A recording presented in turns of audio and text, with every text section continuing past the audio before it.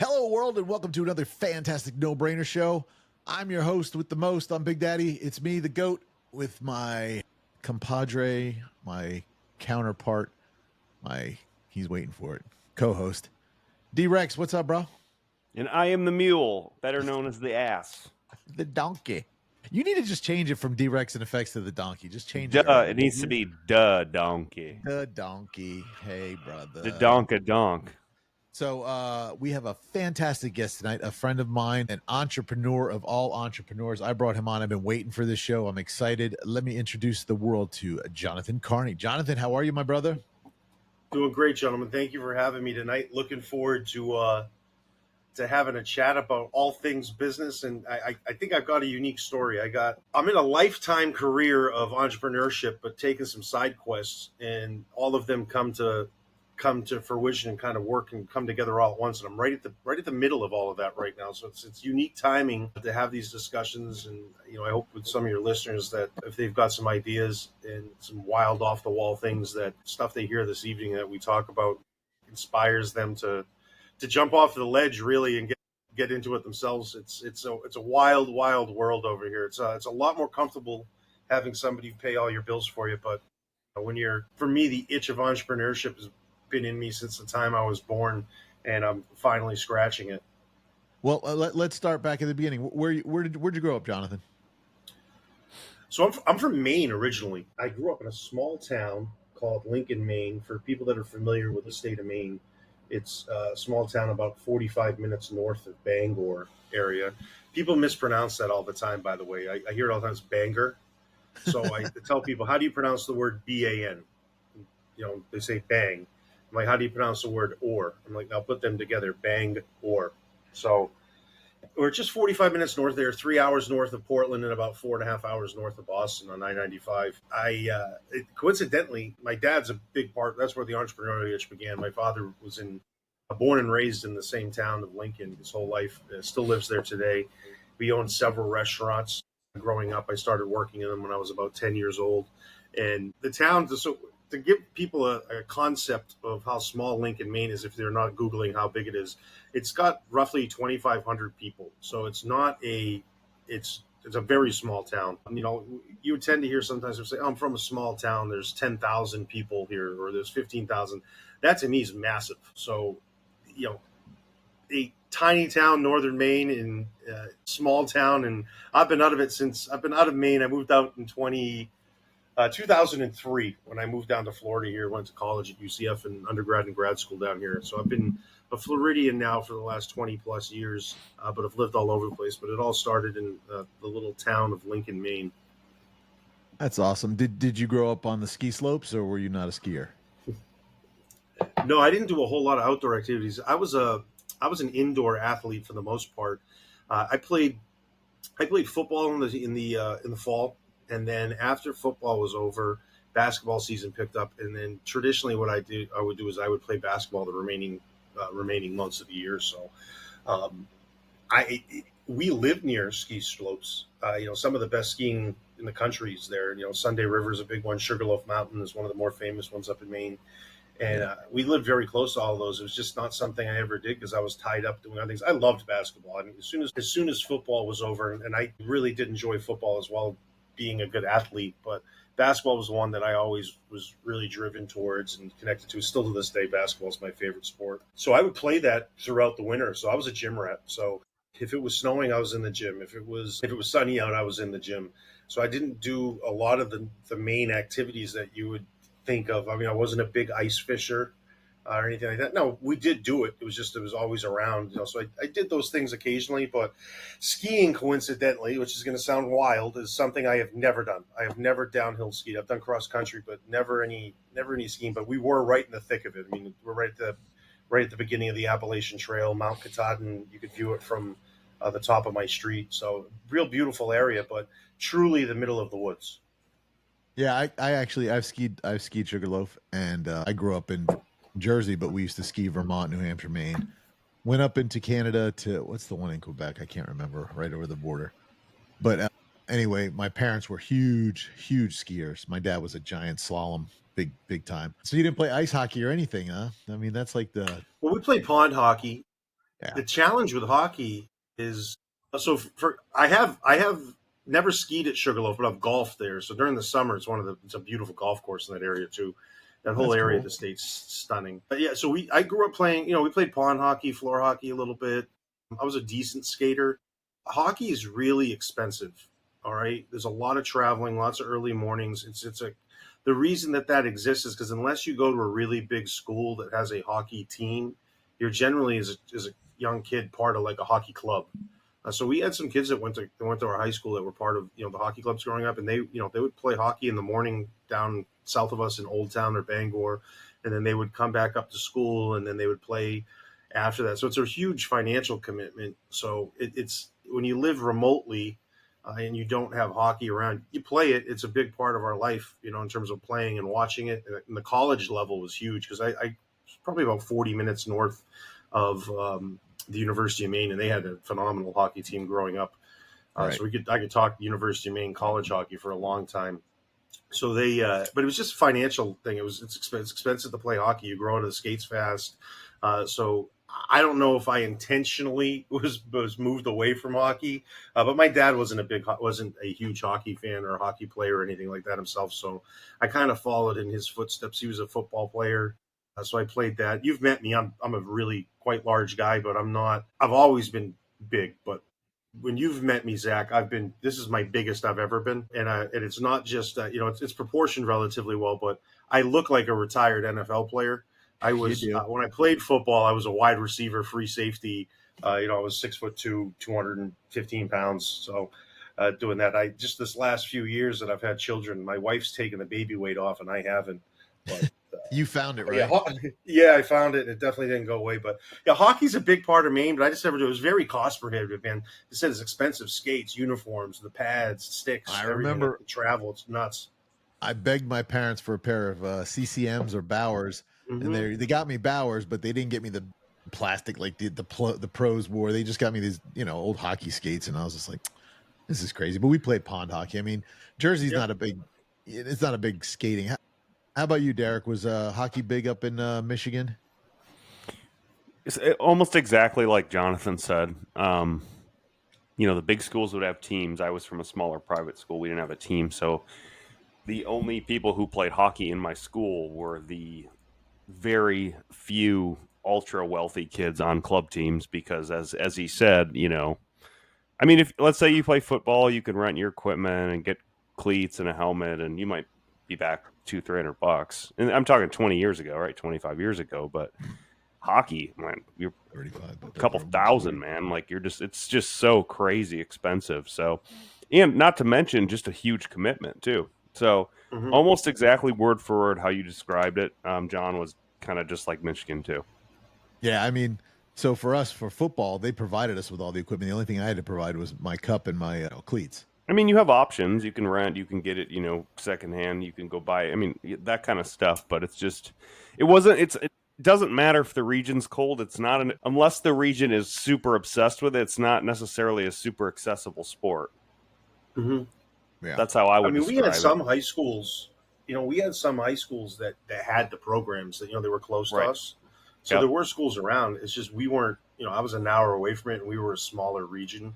So the financial commitment of the school to bring that on. So like with football was big because it's a team sport. A lot of people can be on the team even if they're not playing. They're part of the team. And so we always had football equipment. There was never a shortage of football equipment. Basketball, really, you need a ball and uniforms.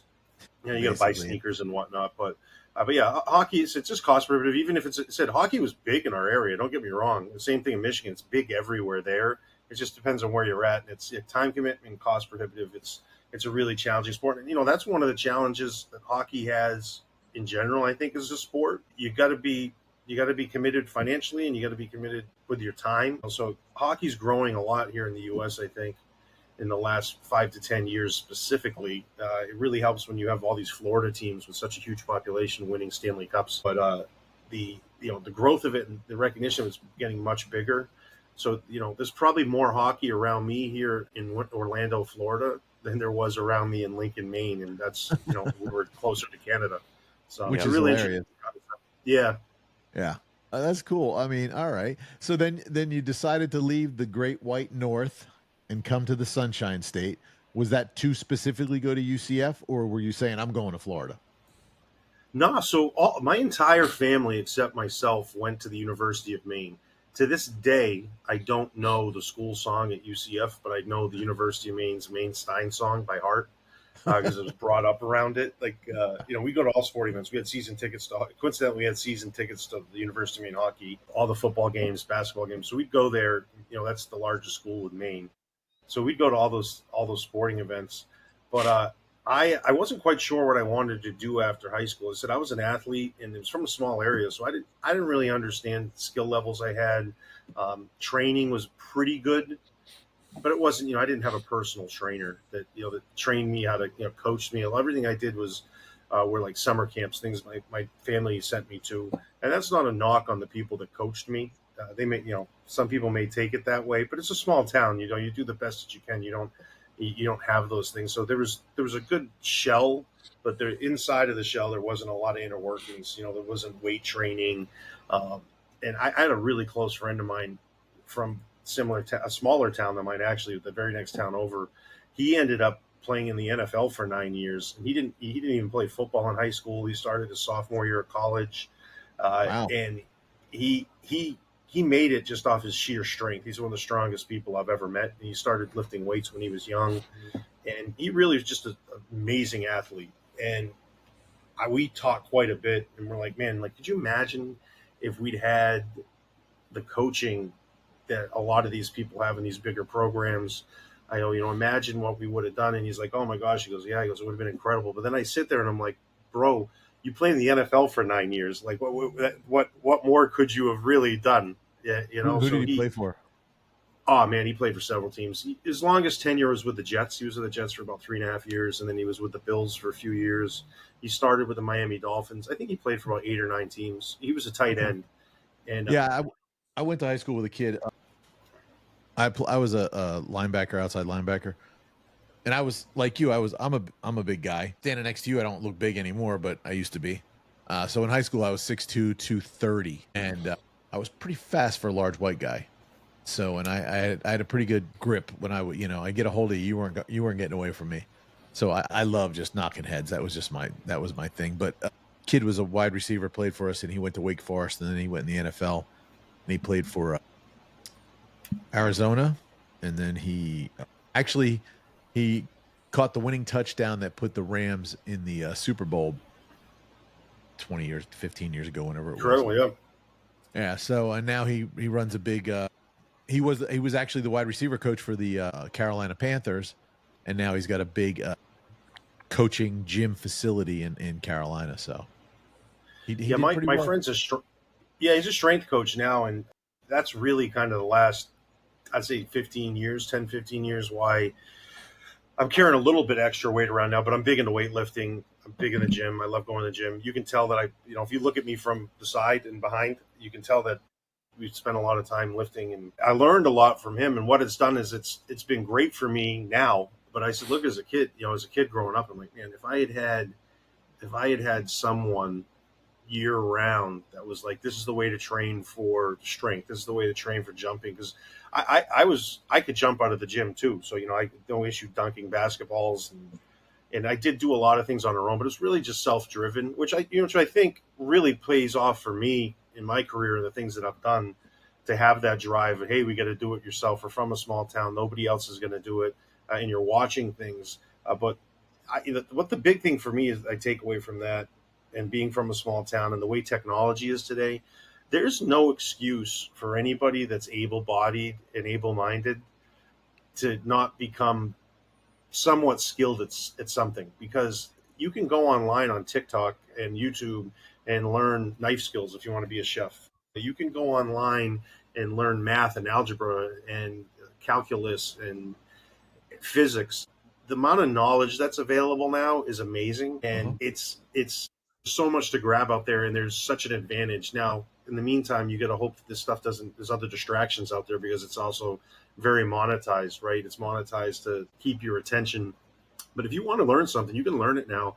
And that's why I think you see, advancement in sports and athletics and business. You see people coming from smaller areas that just have this drive, or you see people that are, every day it seems like there's a new story of someone with the odds stacked up against them and they become an expert at something or self-taught. And there's a lot to be taken from that. And I think for me, coming from a small town right before technology went out of control as it is now, really pays a testament to what I'm doing currently and my path in life, because you can't stop. And there's nobody coming to save you, and you've got to do what you can for yourself and your family, and grow those around you. So I don't think I'd be here where I was if we'd had those other things. Maybe I'd be somewhere else. Maybe I would have been an athlete. Who knows? It's a very small percentage, but I do think back sometimes of being from a small town. Like, what if we had a little bit of a different focus? But everybody did their best, and this isn't to knock on my high school coaches. Well, it's funny you say that, because I think back, I grew up in the 80s. I got a couple of years on you guys. I think back and I go, man, if we had cameras on our phone, if we had phones, if we had YouTube or anything, me and my friends would have been like the original Jackass. I mean, because we were always doing dumb stuff like they do. I mean, it's just it's so funny how technology has brought like stuff to the forefront that anybody could grasp of. Now, here's a question I have for you before we dive into your businesses, because I know I want to talk to you about your businesses. Mm-hmm. Do you think, I won't say the majority, but a lot of entrepreneurs came from a strong sports background?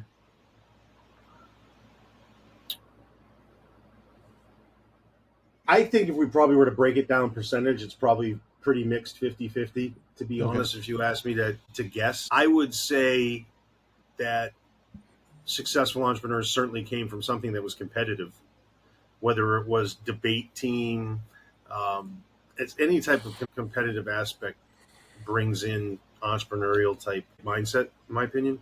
So right. I think you probably see it, but I would say, if I had to guess a percentage, I would say it's probably 50-50. That just because I know a lot of people that are entrepreneurs that I don't. Okay, let me make it simple. I don't consider success I had in high school as an athlete making me be heavy into athletics. It taught me competitive nature, but I don't consider myself an athlete by any means. My friends and people that I know that got paid to be athletes, I really consider them athletes. So that's why I say anything that's competitive, because I'll tell you, when I hear, I enjoy talking about high school sports and what I did and things like that, but ultimately, at the end of the day, when I hear it on the other end and someone's talking about what they did in high school, I'm like, that's pretty cool, man. Like, because they joke around. People say, oh, the best years of your life are high school. The best years of your life are college. My best years of my life have been since I got done with all of those things. So the real exciting time, those were great. I had great times. Don't get me wrong. I had a very fortunate upbringing. My life has been better and better year to year. There's ups and downs, peaks and valleys, but I don't necessarily associate my athletic background that I had when I was in high school with success in entrepreneurship, but I do put a lot on it based off of how I approached it competitively, because I took it very serious and I was very competitive in everything I did because I took it that way. And now I have friends of mine that I played sports with that aren't that way. They aren't as competitive as they used to be. They kind of lost that flame, and I think that's what keeps it going. So yeah, if give it a percentage, I'd say 50-50, but you had to have been involved in something competitive and had that fire, and it does probably spark from sports, but I think it can spark from anything else as well. But there's surely and certainly a higher inclination, I would say, to have higher levels of competitiveness out of you if you're in some sort of competitive sport, because it's a very black and white. Sports are very black and white at the end of the day when you're playing the game, right? Because you win or lose at the end, in theory, right? So right. There are no participation trophies, really. There are, but that doesn't really count. So if you're at the highest level of it, you're playing to win something. And there's a lot of different activities that have that, but competitive nature for sure. Derek, were you in sports, Derek, or did you just do competitive bodybuilding? No, I played football. Did you? Okay. I don't know that we ever talked about it. Maybe we have. I forget. No, yeah, I love the fact we got Jonathan on tonight, because we have two entrepreneurs on, because Derek is a business owner. Jonathan, you have several businesses, and I know you guys are going to have great conversation about it. When you went to, now I also hear you're a very good chef. I've been paid to cook for people many times. So yeah, technically I'm a professional chef. Bobby brags about your cooking, so Yeah, yeah. Bobby I've P. had many a conversations with Bobby P. And chop sessions where it's a lot of ball busting going on. And yeah, I say I grew up in the restaurant business. I started out of college. I was with Darden Restaurants as a new restaurant opening manager for them. I opened 3 new Olive Gardens for a period of time. I worked for Walt Disney for a period of time as well. So I grew in the restaurant business, but when I started really getting into cooking and making things that were higher end, it was shockingly at Olive Garden, because when I was there, you'd be surprised at how much food they actually made there. We made the soups, the sauces, and you had to learn all of that stuff. So it got me interested in the techniques. Now they had shortcuts in there, but I started learning things. I used to make Olive Garden food into Chinese food. I'd do like General Tso chicken and beef and sesame beef. I did this great sweet and sour chicken that I'd make with A1 steak sauce and a mango sauce. So that's kind of what got me into messing around with things, because I was like, oh, this is kind of unique how we make sauces. And then from there, this was probably 2009, I just started really getting into it. And then when I got into the cigar industry, the premium cigar business, I started doing a series of events where I had a cooking show, and then I would travel the United States and do private dinners. And we do everything from caviar, French cuisine. I really made a mark of myself for steak. There coincidentally is a perfect way to cook it. We've been lied to. We can talk about that another time, but yeah, so I've done that. I've done private dinners in people's homes. But it really started about, I'd say 17 years ago, after I left Olive Garden, where I was like, that was pretty cool. They strangely taught me a ton about cooking, because one of the knocks I think on them and I growing up was like, oh, everything comes out of a can or this and that. And it did not. They had a really unique culinary program, and I was fortunate to do that for a few years and spark some more curiosity to take it to another level. I've actually been to their testing kitchen over there off Sand Lake, which is a cool place. Yeah, so my first Olive Garden was the one on International Drive. So if anyone that's been to Orlando, it's a big tourist area. Getting thrown in the fire. Yeah, second busiest Olive Garden in the country at the time, behind Times Square when they had it. So yeah, that's where I trained, and Darden's corporate offices were around here. So there's a lot of unique things going on. And then just the way the culinary scene. I've lived in Miami for 5 or 6 years. I've been to Orlando on and off for 15. I lived in Boston for a bit, short time in New York. So I was just around the culinary scene. I got really into it. And one thing I try to do, and I think has been the most entrepreneurial aspect. I mean, I think you'll agree with this, guys, is whenever you start doing something, you try to figure out how you can do it and get paid to do it. Right. Sure. So any hobby I've had, I was like, how can I turn this hobby into something that someone will pay me for?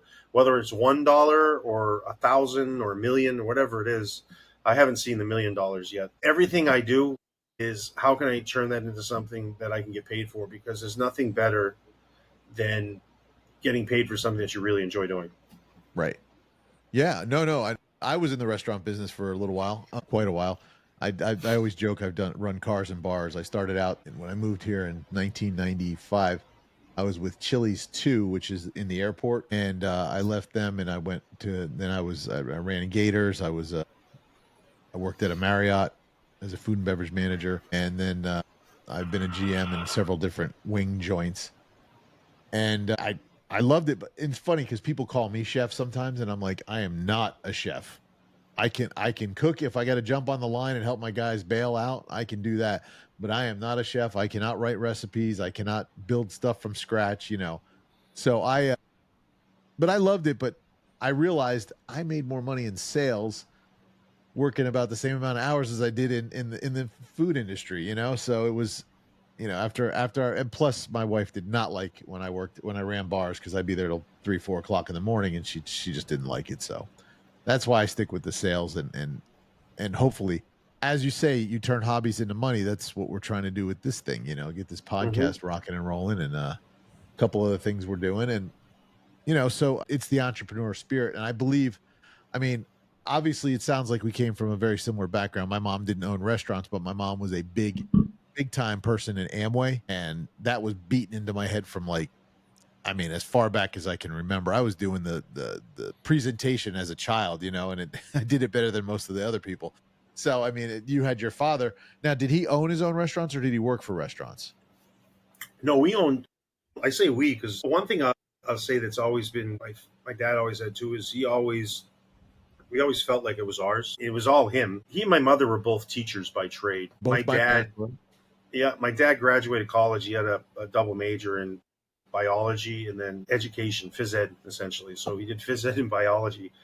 He ended up teaching science at the high school that he went to, growing up, or just coincidentally where I went as well. And that's where he met my mother. And then he just hated it because he said he told me, he goes, I'd wake up every day. He goes, and I just felt so sick to my stomach and gross sometimes because everything I was doing I hated.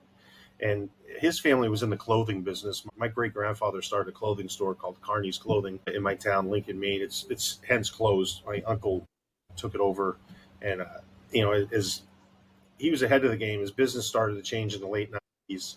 He was like, this is the retail business, especially in Lincoln, Maine, is going away. And so he cut his losses. It was a great over 100 years practically it was in business and moved on from that. But my dad would tell me, he's like, I'd wake up, I'd go work in the school, and I hated it. He's like, I didn't hate the kids. He goes, I just hated the work. I felt like I should be doing something different. And he decided he didn't want to go in the clothing business and he wanted to do it on his own because that was the only way he was going to, quench his thirst, that he didn't even know he had. So he started a small restaurant called the Snack Shack, which is coincidentally a small fun thing that I did this last summer, not this last summer, this last year, summer 2024. I started a little burger pop-up joint here at a local distillery because I have a catering license here in Florida through my father-in-law, and I paid homage to him, and it's called the Snack Shack. So it's funny, the day we opened up was our 52nd anniversary at the distillery here. When my dad had closed that down in 2002, it was our 30th anniversary because he opened that in 1972. So we went over and did that. It was a seasonal restaurant. We have a secret family onion recipe. We call them dairy bars. It was a roadside stand where we did burgers, fries, Maine seafood, over 100 different flavors, ice cream. And that was just something that my sister and I and close family friends worked in from the time we were very young. And there's endless stories there. So my first job was when I was 10. Mainly, I just annoyed the people that were working there. But I'd go in and make French fries and make cheeseburgers. So we had that. And then he moved on and started another restaurant. Kept the Snack Shack. He started another restaurant called Mr. Mike's, which was more of a upscale casual family dining restaurant, comfort foods, but it was a nicer product. And then he dabbled in a third restaurant called The Villager, which was essentially a casual dining pizza restaurant. And that, going from 1 to 2 and then 2 to 3 was a big push for him. And he ended up just going back to the 2 and having one of them be seasonal was made it a little easier because it was only open from like April to like September. Labor Day weekend is actually when we closed every year. This would be the weekend that we'd be closing. So Kind of like the Jersey he had Shore. those 3. Yeah, so he had those 3. Now, one of the restaurants, 2 of them actually ended up burning down. And coincidentally, the third building was in also burned down like 25 years later. So when he lost the Mr. Mike's restaurant, he was like, what do I want to do? What do I want to, what do I want to do with my life? What's the next step? The insurance we had. There's a rumor in my town that they think we burned it down. Yeah, in Jersey, we call that Jewish lightning. Yeah. The insurance we had on it was not enough to cover anything other than just basics. So it was not a profit making ability. So if anyone that's watching that asks if we did that, it certainly didn't because it really put our family in a tough spot because he had everything in there. So he was trying to figure out what was next, and he ended up going to work for a college in Bangor, Maine called Husson College, a little private school, and he started a hospitality management program there, which coincidentally is what my undergraduate degree is hospitality management. So that's how full circle how I ended up coming here to the University of Central Florida, because UCF has one of the leading hospitality programs, and where better to learn the business and where better to succeed in that style of business than the number one tourist destination in the world. So yes, that's how it brought it full circle with all those restaurants. And it was really, stemmed from what my father did. And on the back end, my mother was just a massive supporter of his goals and his dreams. So she was just a really great supporter of everything he was doing. And she worked in the restaurants with him as well. So, and then she had us and my sister and myself. Then she took care of us to make sure we didn't kill each other. Well, that sounds very similar. My dad was a school teacher. He didn't own restaurants. I wish he had, but actually, well, I'll get to that in a minute. But my dad taught at the same school for 40 years. And when he started having grandkids come through that he had taught, the parents and the and he was like, I got to retire. I'm done. and he retired after 40 years, and he spent the rest of his life till he passed away fishing. That's all he did. He went to Alaska to go fishing. He went fishing everywhere. But my mom was also a school teacher, and when I was adopted, so when they got me, my mom said, after this school year, I'm going to stay home and raise him. And then they call me the relief baby. Then she got pregnant. She wasn't supposed to, but she did, and had my sister, and so she definitely stayed home till we were in probably middle school, and she went back to teaching, and it was horrible because she taught in my high school, and I did not like that at all because I got to see her, and if I got in trouble, they would just let her know. But it was cool. I mean, what better? See, I loved the fact that they were teachers. My wife's a school teacher too.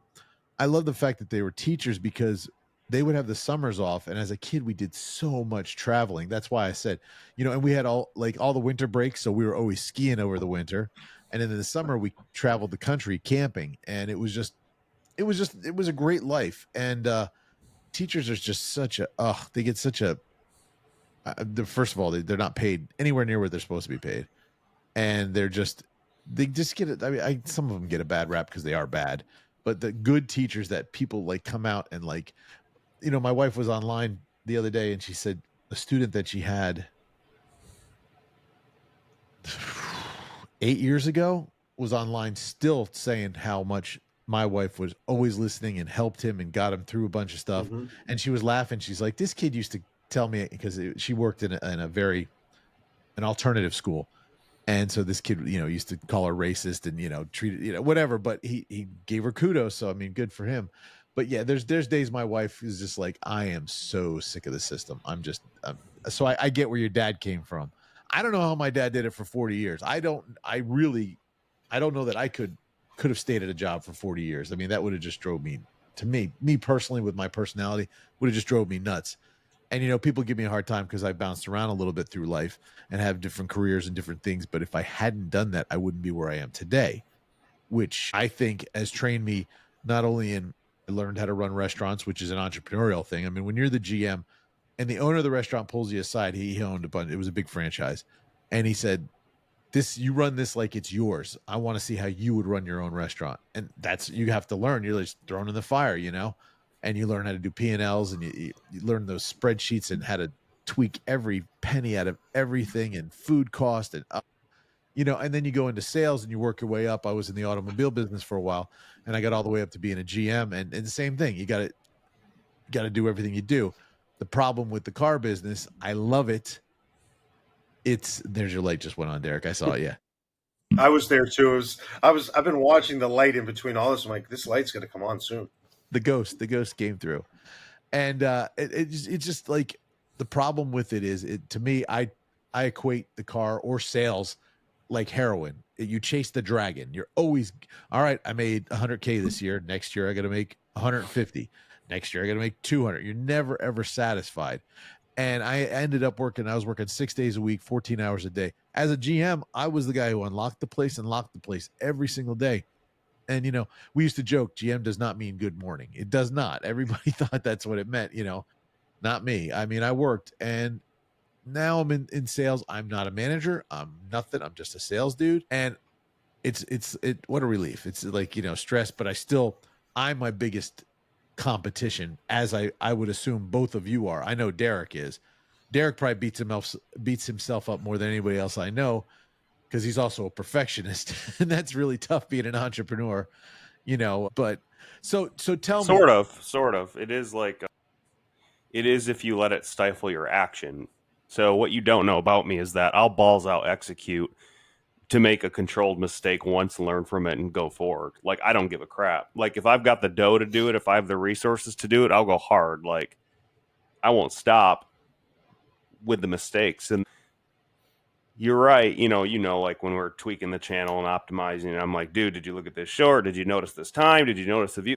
Analytics, this, that. Those are just like marketing indicators to kind of scale and measure what you're doing. But in terms of taking action as an entrepreneur, like, if you don't have if you don't possess the overcoming of fear of the controlled mistakes, knowing you're going to get 8 or 9 things wrong so you can get to exactly where you need to be, in a manner that doesn't break you, then you can't do it. You're not built for it.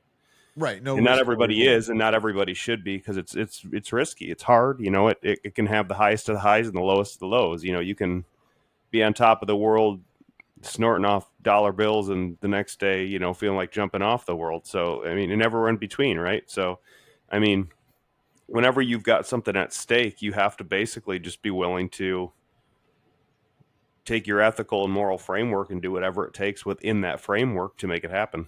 Right. Anywhere, anytime, any length, doesn't matter. Jonathan, tell us, and I agree because I've been with you through the highs and the lows, so I've seen you. Oh, there's still plenty. There's tons of lows going down right this second, and there's been highs. I mean, yeah, they're always happening, and like I said, I mean, bottom pits can happen when you're in it with yourself, or you versus you, or have your business, or your money's tied to everything you do. You just hit the pit. It's pouring. But to jump off kind of what you were like saying, I said, like my Zach, lowest low of the week can be Saturday before I night at like became 10:30 on the I couch consider watching myself a pretty good TV public and speaker. having Yes. Before I became my a card good one, stolen, my when I wife was in stranded at college, an I won a airport, leadership award. and It was called the a Leadership bank Award. balance It was off, a and college an unexpected, all this hospitality kind of management. stuff. It can happen. It And doesn't matter what they had time me it is. do a It doesn't speech know. in It front of, doesn't like, know. 500 people. I never talked to. It doesn't have a rest It was necessarily. terrible. Like, it didn't go well, and I mean, I was just a kid. But I sit back and look, and the purpose of what I was trying to say, now that I'm able to articulate it better now and have no issue talking in front of really any group. You said something that's very key, and I think it's an important thing. You're not competing against anybody but yourself. And Right. what a lot of people forget is when you're in the corporate world, it's, hey, I got to compete against this person to get this promotion, or I got to do this to get this. In entrepreneurship, you're competing against everybody technically, because you're trying to make, whether you're selling services, whether you're selling goods, whatever it is that you're selling in entrepreneurship, you're always selling, and that comes first. And it's the thing that shows you very clearly that sales solves all problems, because sales and entrepreneurship are what bring the calm and what brings the up. The down is the planning phase. The down is the marketing of how I'm going to do this, how I'm going to set this up. The up is what you get the sales side of it. So you do get to see how sales solve all things, but the most important aspect to remember in my eyes, what I tell myself, I tell my wife, and I tell anyone that's looking to it, remember, when you take this path, you're not competing against anybody else. It's how can you be better than what you were the day before? How can you learn more from what you did today to take that into yesterday, and then keep piling up wins? And the whole goal with that is that you have wins and losses, but you have more wins at the end of the day, and then the wins that you have take you further forward than the losses take you back. 100%. And that's the most thing for people the most thing for me to get across to people, and I try to remind myself, is I'm not competing against anyone. I'm competing against myself, and if I do better than that every day, as I said, I'll have more wins, and those wins will take me further forward than the losses take me back. Right. And this is one of my points why a lot of people can't be entrepreneurs or terrified of it, because when some people get the wind knocked out of their sails, they're done. They give up. So they're like, I'm just going back to my 9 to 5. And I mean, look, you got to take the beating, because you're going to hand out beatings, you're going to get beatings. It is what it is. And let me cut this off for 1 second. Sorry, guys, we lost Derek. He just texted me. His power went out, so they're having a big storm over on his side of town. So he lost power. I thought he lived in a smart home and had a generator, but all right, whatever. Now, so tell us, you were in the restaurant business. When did you start your own business, and what was your first business? My first business I started by myself was I was 9 years old. I started a gumball machine business. That's awesome. Inside of my dad's restaurant. So I had a little ledger, an SE ledger, and I ran a little gumball business. I did like $50-$60 a month, I felt like it was $50 or $60 a month. It was probably more like 20 or 30. So I don't know how much my dad he probably threw some money in there off and on. But I'd go and check my gumballs once a week, and refill my gumballs, and then pull out my coins, and then I'd fill it in the ledger and keep track of things. And that's awesome. That was my first business. It wasn't a legal business, I guess. And it was funny when we lost our restaurant. My dad said that the insurance company had looked at my books and said that they really respected the effort that I did to keep track of my business, and they'd given me a $80 settlement for the loss of my business, which was kind of cool. So that was my first business. But realistically, I launched 3 businesses about 12 months ago, and those are my first LLC. My first, I have a C corp because one of my partners in one of my businesses here are from overseas in Germany. But really, the first step of entrepreneurship is truly, by definition, is starting your own business and not working for anybody and not collecting a paycheck from someone with the business that you're doing. So that for me happened last July of 2024, and I'd been building up to it. I'd had some really big roles in the industries I've been in, specifically the premium cigar business and luxury goods. But entrepreneurship it is a true definition of it, and that definition is owning your own business. And there's people that have entrepreneurial spirit. There's people that dedicate themselves to their craft of working in an industry and growing up and working up a ladder, building a reputation. But that entrepreneurship really is, the definition is you have your own businesses and your pay is based off of what you're doing. So that happened last year, July 1st, 2024. I started my LLC, which was Shoulders of Giants, which we'll get into, I'm sure, a little bit. And mainly why I was doing that is my dad and I had started I started for him as a hobby, to be honest. He had retired and he was on the board of directors of the National Restaurant Association for 20 plus years. And he started over those years doing a little newsletter. It was just something, he'd take it from things that he'd read. And probably at the time he was plagiarizing it. Who knows? We always joke around because he was really, what he was doing was taking things from books he'd read, and he wouldn't publish it. It wasn't like a published document where he was saying it. He'd always quote the sources, but he would send off little musings and thoughts based off the things he'd read and see. And then over, I'd say the last 10 years, he started turning into a real newsletter where once a month he'd put out thoughts, and he'd take what he was in his head and put it on paper. And it was really good. And I had always kind of had a hobby of messing around with like Photoshop, building websites. I've been building websites since I was in like 5th grade. And I used to do some coding then, but the way technology is, you don't need to be doing any coding now unless you're the one developing programs. And so I was sitting there, I said, Dad, you know what? I've been doing some of this stuff with AI. I've been building AI chatbots for fun on the side. I've been learning some graphic work because I was using it in my premium cigar roll. And I said, why don't we make you like a website? Because I was trying to find something for my dad to do when he retired. He was in his early 70s, worked his entire life, and now he's retired and trying to figure out, what he's doing. I'm sure there's stress and anxiety about it. So I said, let's start this Shoulders of Giants thing. I need something to do anyway. In the meantime, while I figure out what my next steps are in the premium cigar industry that I was in, because I did that for 15 plus years. So I wasn't just going to throw that away. And I sat down and I came up with this red, white, and blue concept. He'd always called it Shoulders of Giants because it's this famous quote, if I had seen further, it's from standing on the shoulders of giants. So it's always based around nobody has succeeded without standing on someone else's shoulders. Somebody else built the platform for which you go. So I named for me, my father built that platform for me. And I happen to work with other people in other industries that are giants that we stand on shoulders at any given moments.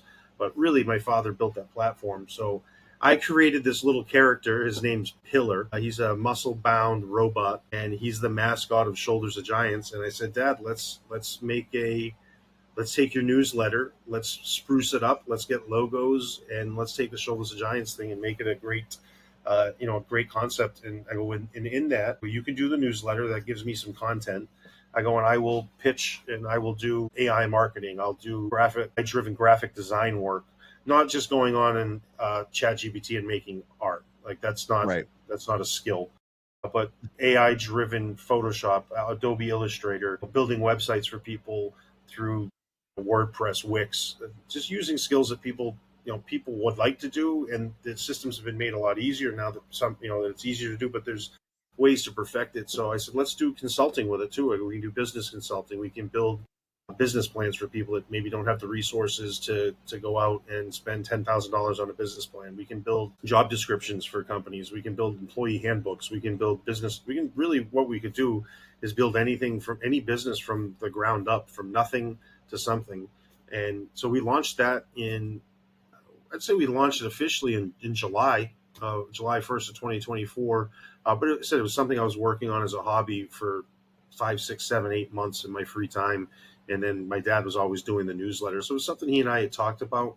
It's just I had the availability, I had the time. And then there was a few little moments where some things that I learned through online studying that just snapped. And all of a sudden, everything made sense. And I was like, Dad, I think it's time to execute this website, execute this concept, and put it down on paper and make it be something that we can turn into a business for us. And then, worst case scenario is just turned into something that's a really nice hobby that people appreciate, and then we can help people with. You never know what something might become. So, I say, don't put all your resources into anything. We didn't put everything into that. I started doing the snack shack on the side with my catering company. I started doing some catering gigs. I did some cigar work with some other companies and some consulting with that. So I didn't put all my eggs in one basket. But if you have something that's a great idea and you have something you think that might work, you never know what it may become. And the Shoulders of Giants thing has become really a great representation of my career and my career path so far, and really the culmination of my dad's entire career. And it's extending that by every month having a really unique, really unique input and insight into leadership and concepts. And then I jump on there a little bit. Sometimes I do this thing called Beyond Giants. Well, I'll analyze his newsletter, and then sometimes we do a couple book reports and different things that he's read. But really, Shoulders of Giants for me is the database and the collection of everything my dad's worked on for the last 50 plus years of his life. That's awesome. That is really great. And it's at shouldersofgiants.com. So we own shouldersofgiants.com and sogiants.com. So SOGIANTS.com. And it's free to join. We had a membership concept that we were going to start pushing at the end. And then some of the other businesses that I took on had really matured and changed and grew to be the primary goal and focus. So we scaled back on some of the membership services and some of those things. We were going to do a podcast. Was one thing that we had, and we had endless ideas of different things. But we do have Shoulders of Giants clients.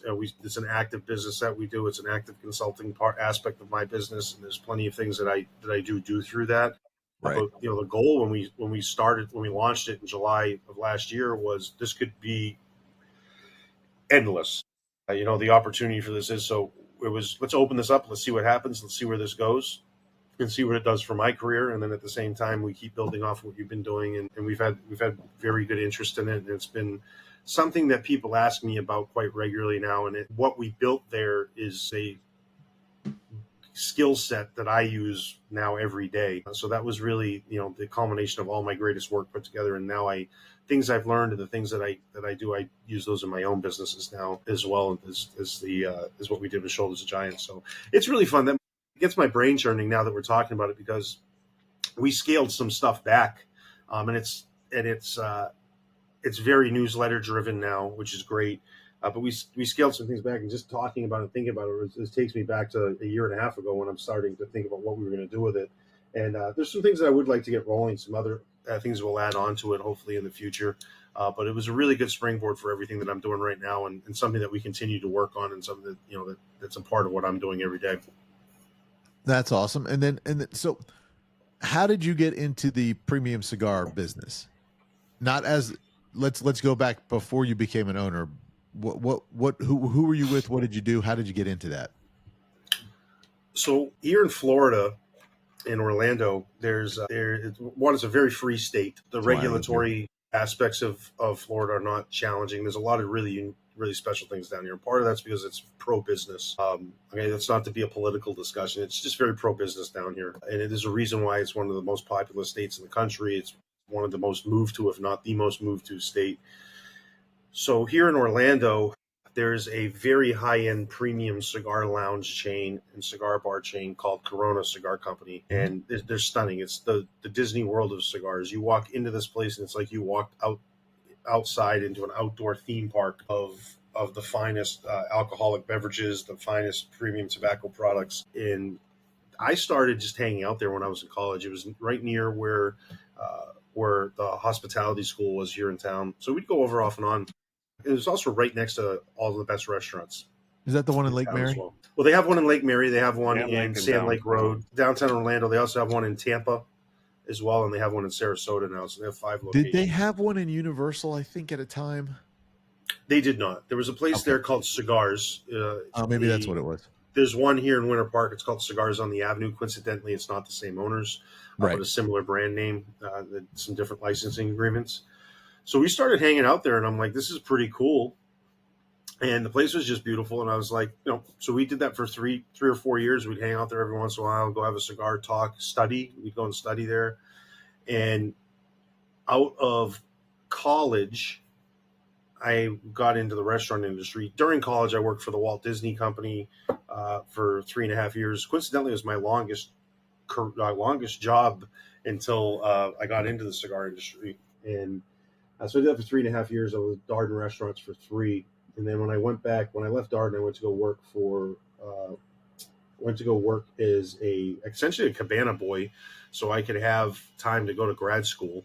And how that happened essentially was I lost my job at Darden because I was dating my hostess. So I used to say, I left here, left there. I'm not shy to say certain things. So I comped a dinner wrong for her one night, and they didn't like that, so they let me go. So it's a longer, more fun story than that. So that's how I ended up kind of taking a step back and saying, hey, what do I do next?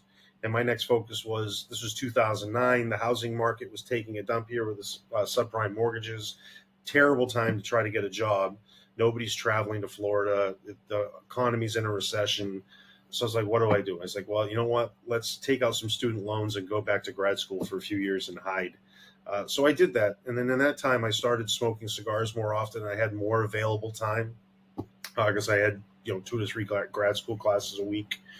And I ran into the son of a cigar maker based out of the Dominican Republic, and started working for their company as a sales rep for them for about a year and a half. And they went through some transition phases at that time where they were trying to figure out what the next steps were for their company and their family. Their son was taking the next step to getting involved in their business as well heavily. He was a sales rep at the time too, but they moved him down to the Dominican Republic to their factory and corporate place. And in the meantime, they promoted me to their vice president of sales to build their whole sales force across the United States. And that was in 2012. So I worked for them for the last 15 years, and then left them in July of last year to see what was next. My goal with them was to only be there for about a decade at the most. As I got into that VP role, I wanted to give them a 10-year great run, and that extended through COVID as there was a lot of uncertainty. And in reality of it, it was a really great career. It was a very great job, had a great reputation in the industry. And I honestly, it was the biggest challenge there was I wasn't a family member. And it was very obvious that part of the ownership, it's a family owned company, part of the ownership went sour on me because they have their own vision, their own direction. And we'd had nothing but success. And we ended up deciding to go our separate ways. It was kind of nasty. I do a lot of cigar podcasts. So on my cigar podcasts, I say things very, very nicely about it. I say, I decided to step away. We decided to start my own business. Shoulders of Giants was really a cover for what was going on. But reality was I was in a nasty situation where there was a family-owned business, and it was some very unfair aspects of it. And what that showed me was what I overstayed my welcome. If you have a plan, stick to it and don't be scared. I had children in that same time, so there was some security of being where I was at, and I put up with a lot of things that I shouldn't have to. And I'm not a guy that puts up with much of anything that I shouldn't have to, or that anyone shouldn't have to. I have a very low tolerance to noise, and I have a very low tolerance to not having a clear vision. And I stepped away from that, and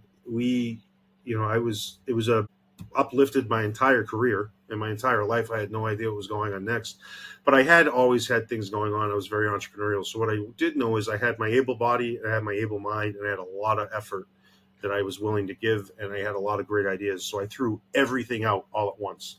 The problem is all of it kind of stuck. So then I got 5 or 6 things going on that are relatively successful, some making money, some not. But just because you're not making money doesn't mean something isn't going to be having success or isn't having short-term success, especially in entrepreneurship. You don't just open a business and there you go, the paychecks are coming in, everything's great. But everything worked and was a viable concept. So I spent the last year probably 6 months of the last year trying to figure out, okay, which one of these do I put all my effort into, and which one becomes primary and which ones becomes secondary. Because you also, as an entrepreneur, you know this, Derek, you can't be spread too thin because you're always spread too thin, right?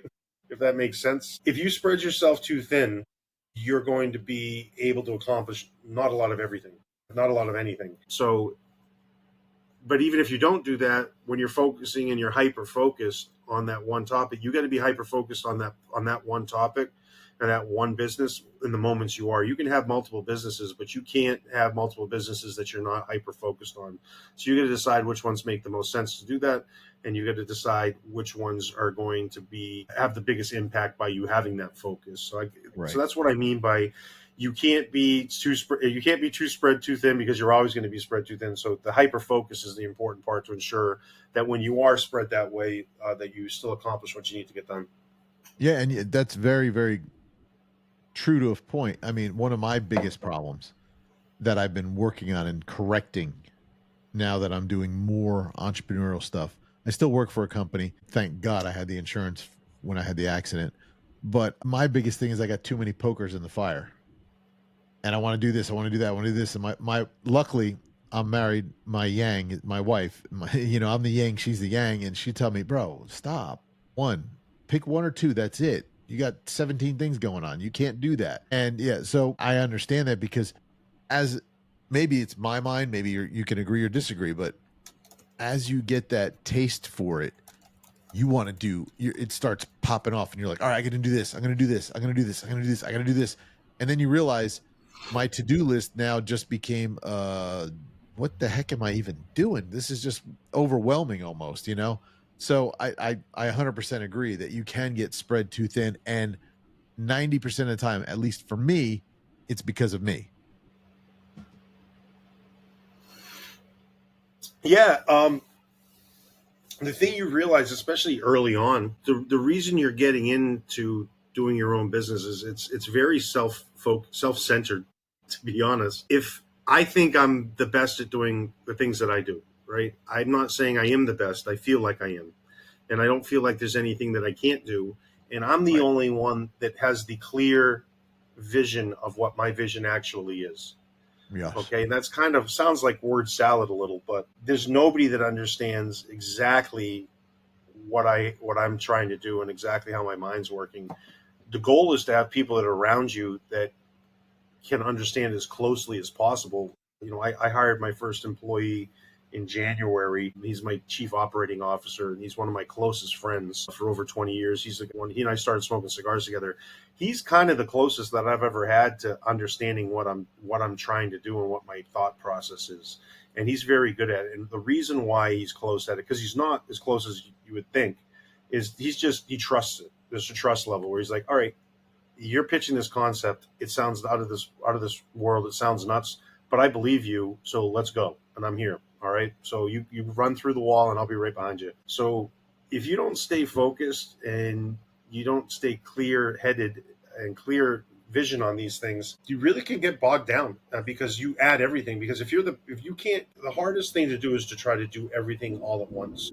So as you're growing a business, your end game needs to be, how do I get more people to align with as close to my vision as humanly possible, so we can continue taking this forward? Because the reason for doing this is to create a lifestyle that can be enjoyable, that transcends time, generational wealth, generational business.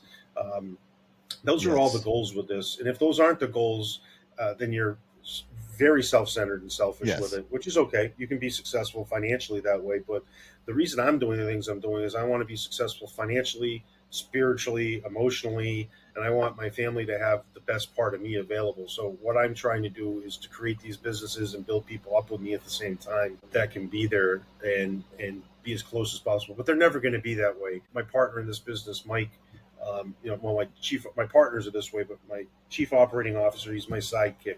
He's the guy that reminds me, dude, don't waste your time trying to do everything.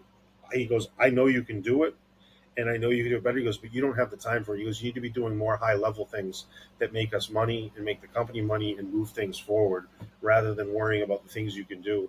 It's going to be okay. And I said, that's the biggest reminder. And it's hard not to. I mean, I have a whole list off the side of my computer right here. It's on my second screen.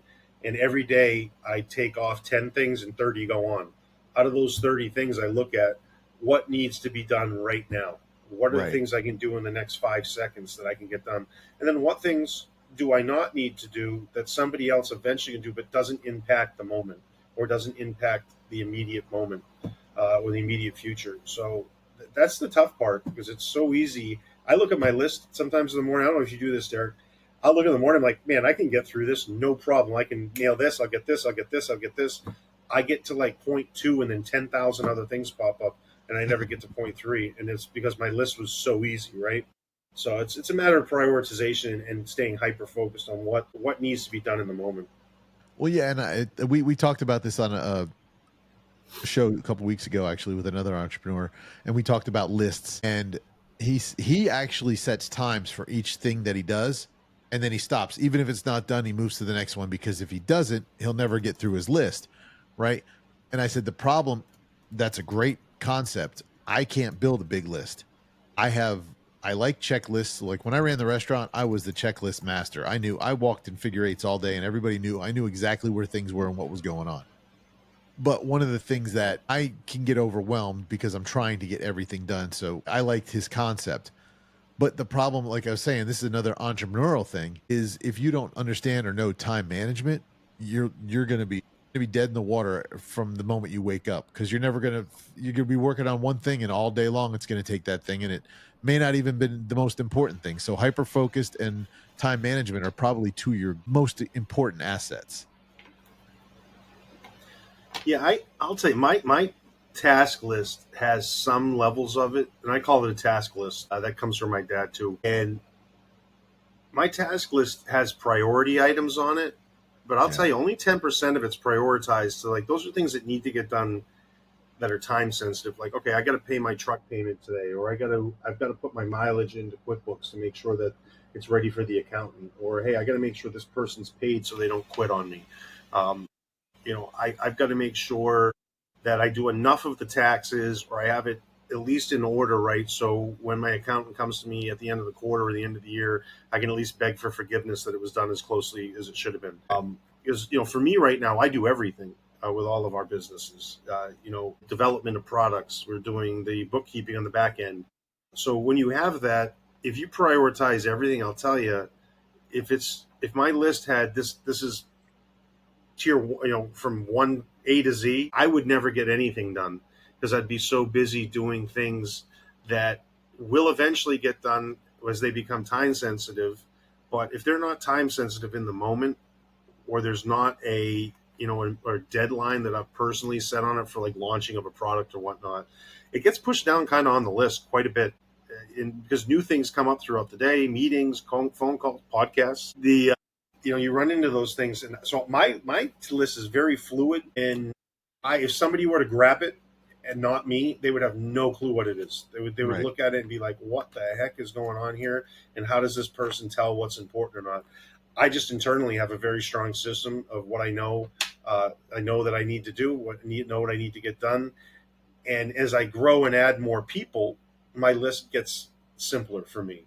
But I take on new things. So, when I brought on my COO, Mike, my list got shorter in certain areas. So there's things that I used to be doing that I don't do anymore because he's now doing them.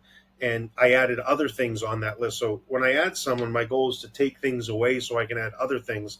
And those things that I add are more high level items, high level sales, high level revenue generating activities. So I try to focus my list on, first, what can I do on my list today that's going to generate revenue as quickly as possible? Once I have those done, what's the next thing on the list? What are the things that are time sensitive that 100% must get done, so I don't end up with a tax fine in jail, or don't pay my bills and my electricity gets shut off, or whatnot, or I don't pay my car insurance. So that's the second tier down after revenue activities. And then after that, it fills in with you endless things. And sometimes they kick up.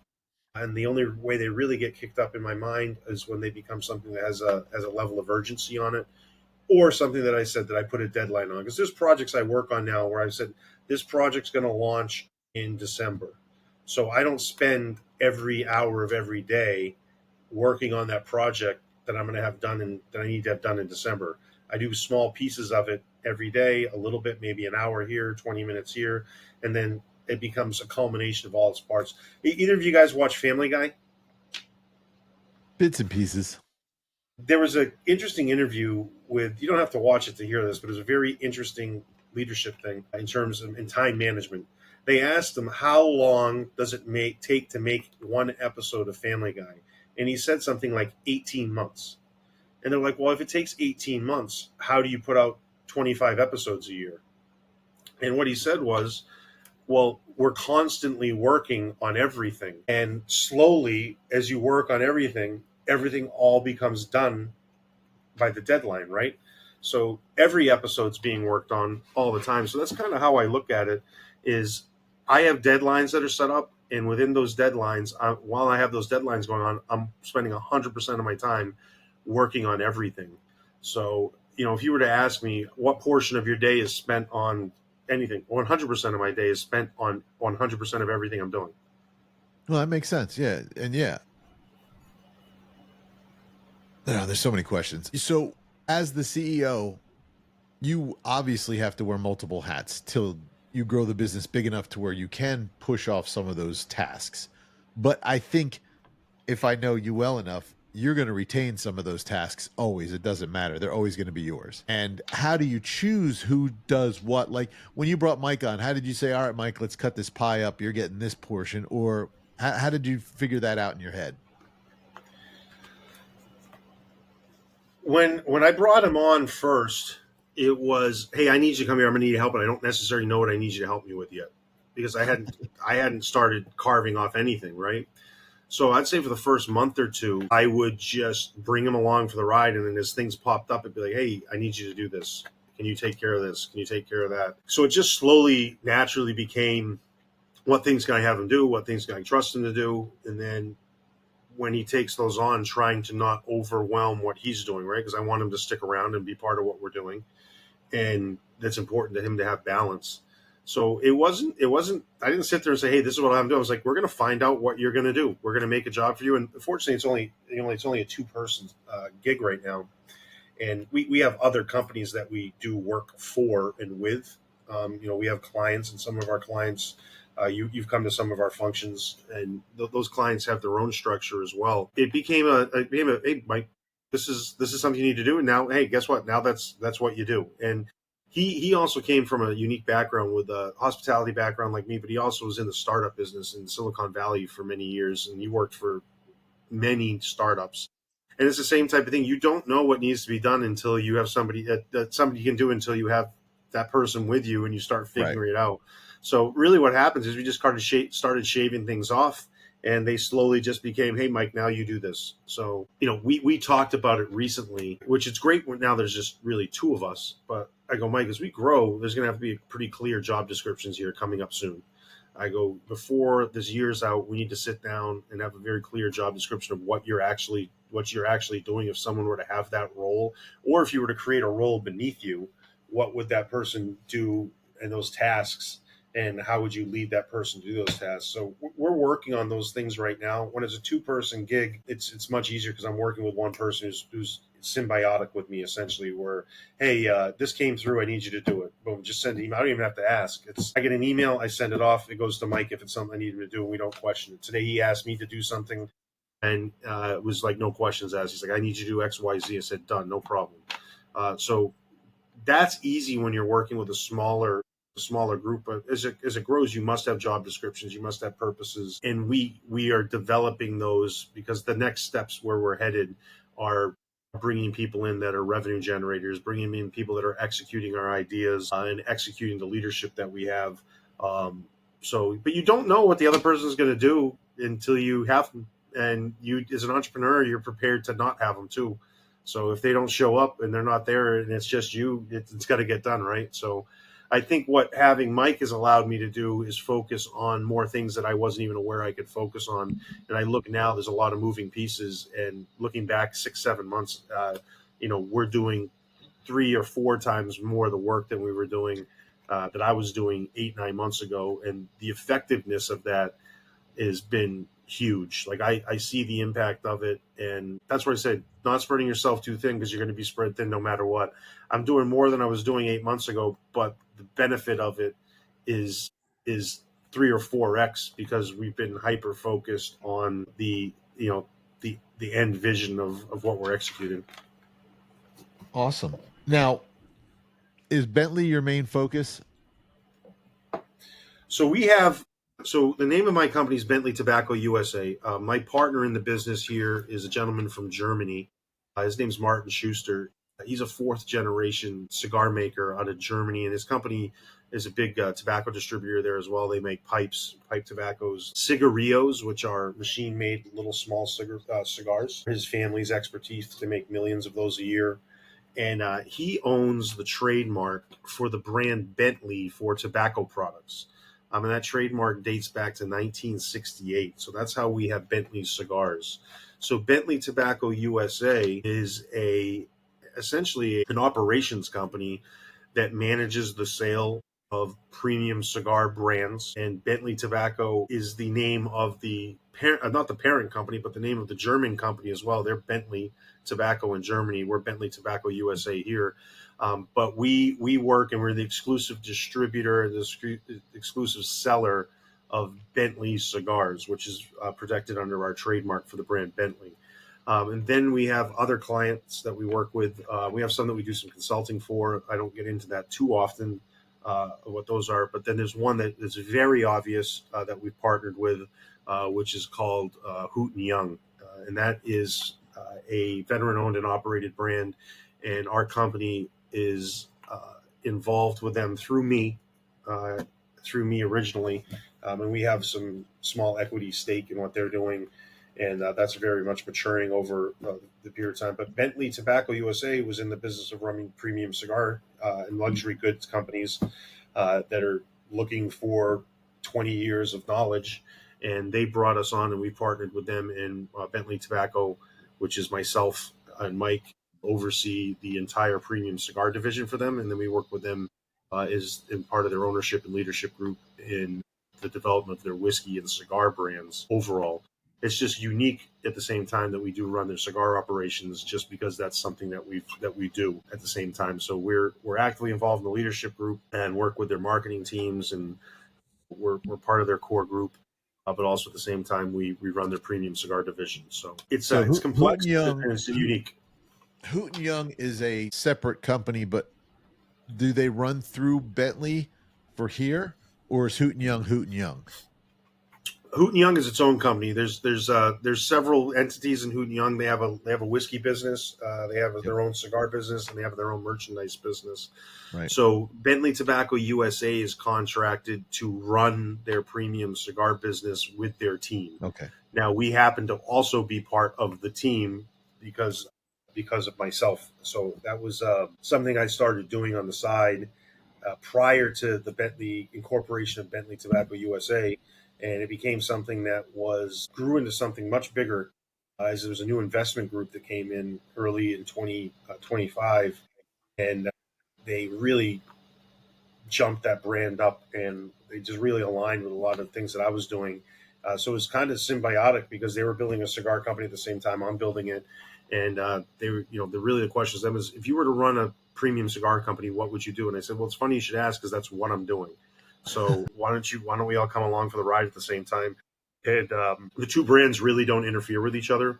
Bentley's a very strong brand recognition on its own. It's a newer business here in the premium cigar industry here in the U.S., but it's a strong brand name. I don't think anyone doesn't doubt that the brand Bentley itself, which is not the automaker, but the brand Bentley, is a strong, recognizable name. So there's some benefits to that. The development of that brand, the way it looks, has been phenomenal.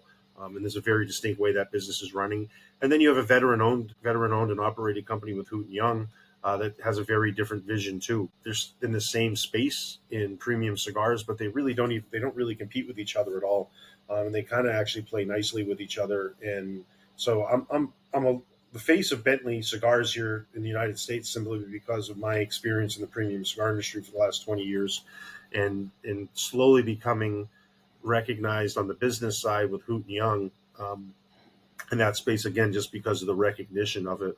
But they really don't interfere with each other at all, and they are two very separate entities.